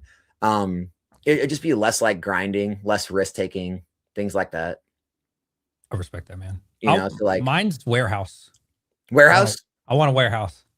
Well, hey man, Brian's per person to ask. So whenever you get ready for it, he'll be able to answer the questions, I guess. Like I'd be happy with Brian's warehouse. That was beautiful. That thing was awesome. Or Non's. I don't know if you've seen a Non's warehouse tour. No, I haven't. Oh, but I can imagine. Yeah, it's pretty big. Like something like that. Like just, or one of Rudy's warehouse. Just like one of it. I'd be cool with that, man. You know what I'm saying? Just like one, where I can walk around and I could film like Cool Chair Ryan. But like I think that was more of like a YouTube setup. But you know what I'm saying? Like where I'm making videos in the corner, but then the whole back half of the warehouse is like all the Pokemon set up, and I have distro, and like that. For me, that'd be living. That'd be cool. I would be happy with that. Like long term. Just moving boxes. Be cool, man. I don't see why it's not a real like legitimate opportunity. Like there's gonna come a time, dude, when things do slow and people aren't taking their allocations, and you'll be able to take more allocation from distro and build it up when no one else wants to. Like there will be an opportunity that comes for that. for sure. You just got to be like ready to kind of go through the hard times and the pain when it does. Yeah. And I think that's why a lot of people in this industry like are so unapologetic. Like one of the most people I can think of is like the owner of Forge and Fire. Oh, really? What do you do? No, he's just very unapologetic about like his position in the hobby and like the things he has. Because like he was taking all the garbage when no one else wanted it. He was, you know, selling it for basically, I mean, probably losing money on some of the sets, breaking even, doing all this work for nothing when everyone was only wanting to pay, you know, $85, $89 a box, and suffered through all those years. And so now people want to get mad that people like those are rewarded. Now they get just pallets upon pallets of all this product that they immediately make double, triple their money on. And it's like, well, where were you guys? Again, where were you when these stores had their boxes for $75? You weren't there buying. Yeah. It wasn't cool then. It wasn't easy money, free money then. And so I think a lot of people in this hobby are unapologetic because of that, because they went through the hard times. And so this is like they get to kind of enjoy it in these times. And so when the hard times come again, it's like anything else. A lot of the weak people will get going. They'll move on because they can't make instant money. They can't take any pain. And anyone who can stick around, take a little pain, they'll be rewarded in the future. I think about that all the time, man. Like when that day comes, it's going to happen eventually, right? Like if they hit me up, hey, DJ, can you take 6 cases? Yes. But then I can't sell those 6 cases, right? And then it's like, hey, DJ, can you take 6 more? All right, guys, I'm starting to feel, all right, I'll do 6 more. All right. Hey, DJ, you want a pallet? A pallet? I'll be like, oh, shit. And then what's next launch, you know? Or are they going to be like, hey, DJ, you got room for another? Oh, God, where am I going to put this shit? Nobody's buying this shit. Yeah. Because it sounds easy, right? Like in the bear run, I'm going to buy all I can. But then in reality kicks in, like I'm starting to get a little taste of it right now where like I said, it's slowed down, but like the shit's still coming in. Yep. And I'm like, oh shit, man. It can be a reality one day. Dude, I've been there now twice and I didn't do it. Right. Like, you know, I was there before the big COVID run. I've been here for this one. It's like, yeah, I've consistently bought more than I ever have, but it's like, did I really go all in? Was I like maxing credit cards out? Was I freaking 100% of my liquidity putting in that I could? No. Right. I was going heavy. I was definitely taking some more risks and made me feel comfortable, but like, you can always go harder, right? You could always take more. You can always go harder, but like most people, yeah, they're not going to go anywhere near as hard as they say they're going to go, you know, and you always think you would, but you won't. Yeah. Yeah. I mean, dude, vintage cards fell in 2021, 2022, and they stayed down for 3 straight years. You could have picked up every single vintage card that you ever dreamed of wanting. And it's only now that people want them. I want to say I was watching PokeRev on one of his live streams fairly recently. And he was talking about, he was picking like base set up. I think $1,000, $2,000, $3,000, something. It wasn't much. Like the booster box. It wasn't much at all. When I got in the hobby, they were $800. 2015, they were $800 a box. Wow. Collector's Cash, still remember it. They had a listing for a first edition base set box on eBay for $10,000 or best offer, and it sat. Wow. So it was less than 10 grand. We only knew what we knew then. That's what I'm saying, man. I didn't buy my base set box back in the day until it was 2,800. You still have it? No, I sold it during the 2021 boom. Oh, nice. But so okay. There were some sales, I think, if they were real sales, I think it hit $30,000 in the top. I mean, there were definitely a lot of sales in the upper 20s. Okay. Yeah. I sold on the way down. I let it go over the mountain. I sold on the way down at 22.5. Okay. It did not, base set box did not hit 22.5 till what, like last year? Damn. I mean, dude, it did not recover for 4 straight years. Long time. Yeah. So it's like, dude, people that have been holding this whole time, they have not seen a growth in their, like a lot of these vintage boxes in 3, 4, 5 years. You could have bought all these you wanted in the last few years. No one was buying them. No base set boxes were sitting on eBay for $13,000. No one was buying them. Oh, now everyone wants them because they're $30,000, $35,000. It's like, it's crazy. They only want stuff when they can't have it or when it's expensive. That's the age-old story, Alec. I know. And it's never going to change. That's why you need to be buying when no one else wants it. So like right now, these eBay auctions right now, dude, these eBay auctions that seem like they're ending low and people are starting to look at them, they're like, oh my gosh, this is looking bad. I think the hobby is going to really get crushed here. That's probably when you should be buying. Yeah. When you start seeing Forest Pikachus go for $5,000 and you're like, oh my gosh, this is going to go to the moon, huh? That's when you should be selling. It's the exact opposite of what your brain tells you. Yeah. This was my mail call yesterday. I've been buying. Because I'm like, okay. And I could be completely wrong here, chat. I'm not saying I'm a genius here. But like, okay, we survived perfect order. We survived chaos, pitch black. In my mind, I'm telling myself, like, we're out of the slow period, right? Well, there's a little bit more summer left, but you get my point. Like, I'm like, okay, I think we kind of survived. Like, it's been a while. It's been kind of slow, for a while. I don't know. I keep buying, keep dishing it out. People aren't buying from me, but I'm buying. 99% of things you worry about never happen. Like everyone's always worried about like some major crash, right? I mean, it's been that base since the very beginning. I mean, I would say like odds are like the law of probability or whatever. Like we're getting closer probably to the end than we are the beginning. Now that we've been going in this extended bull run for 2 years, I was definitely a lot more confident when Surging Sparks came out, and it was like the first set that really broke the mold, and really started to like go up way over MSRP and hold. I was a lot more confident then because you could tell it was like the beginning of the bull run. And that's why I made so many videos being so bullish, right? Like hyper bullish, right? The hyper shill, everyone calls me or whatever, because it was so obvious. Like, dude, this is the beginning, guys. Like we're starting a bull run. Now is time where you can just go all in and the risk level is so low. And for that whole few months, 6 months, a year, still very low risk. We're getting to the point now where it's getting more and more risky because it's been going on so long. But yeah, I mean, I'm not seeing any like signs other than regular summer slowdown that we're about to like go off a cliff or anything. So, but yeah, I mean, it's definitely more cautious now than I would have been 2 years ago. And then we should see the facility end at 27, 28 ish, right? So apparently, yeah. I mean, whatever that means, right? Whatever that means. I question if like Scarlet and Violet's like safe. I mean, it seems like it'd be pretty safe. That makes me believe in Scarlet and Violet a little bit more. Like, I don't think too much printing would be done. If anything, it'd be at the end of it. Like, I don't know. Yeah, it's like technically they could, but will they? I don't know. I mean, they haven't done it right now. It's just like, if you're not going to print it now, where are the booster boxes? Isn't that what Rudy says? Where are the booster? I don't think they're going to. I think it's over.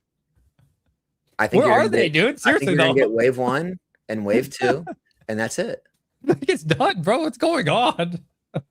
No, I mean, like, I honestly think they've made that decision internally. I think they're moving away from booster boxes. I think it's going to be wave 1 and wave 2, and then they're not going to print them anymore. That's going to make it more valuable, right? Keep your cases. Yeah. Keep your cases, dude. I mean, you're already seeing like loose packs be worth as much as booster boxes now on a lot of sets. That's wild. It's weird. All right, Alex, this was great. Almost 3 hours, bro. It's awesome. An honor, dude. Thank you, bro. Thank you so much. It was a good time, dude. I'm glad to see all the growth. Dude, you've been grinding at it. Like, dude, you're a perfect example of just like hard work pays off. Like, you've been consistent with the content, consistent with growing the business. I mean, taking advice from everyone you've had on, like, that are all like successful in this hobby. Like, you can't help but be successful. I try to ignore most people in chat. Yeah. Because they'll tell me what's right, but then it's not really probably right. And I try, like you said, I try to listen to the people actually doing this at a successful level. It's been a lot better. You guys got to throw your own sauce onto it, like, and be a little different for sure. But like, yeah, man, overall, like, there's a certain like core things you kind of got to do that work, and then everything else can kind of be like ad-libbed and figure out your own way to do it. But that's the best way to do this kind of thing, man. You're doing great at it, brother. Thank you, Alex. Everybody say thank you, Alex, for coming on. Brother, I appreciate you. If you don't know who Nostalgianomics is, that's crazy. But I do have his link or his channel in the description below. I appreciate all y'all. Make sure you like the video on the way out. Peace.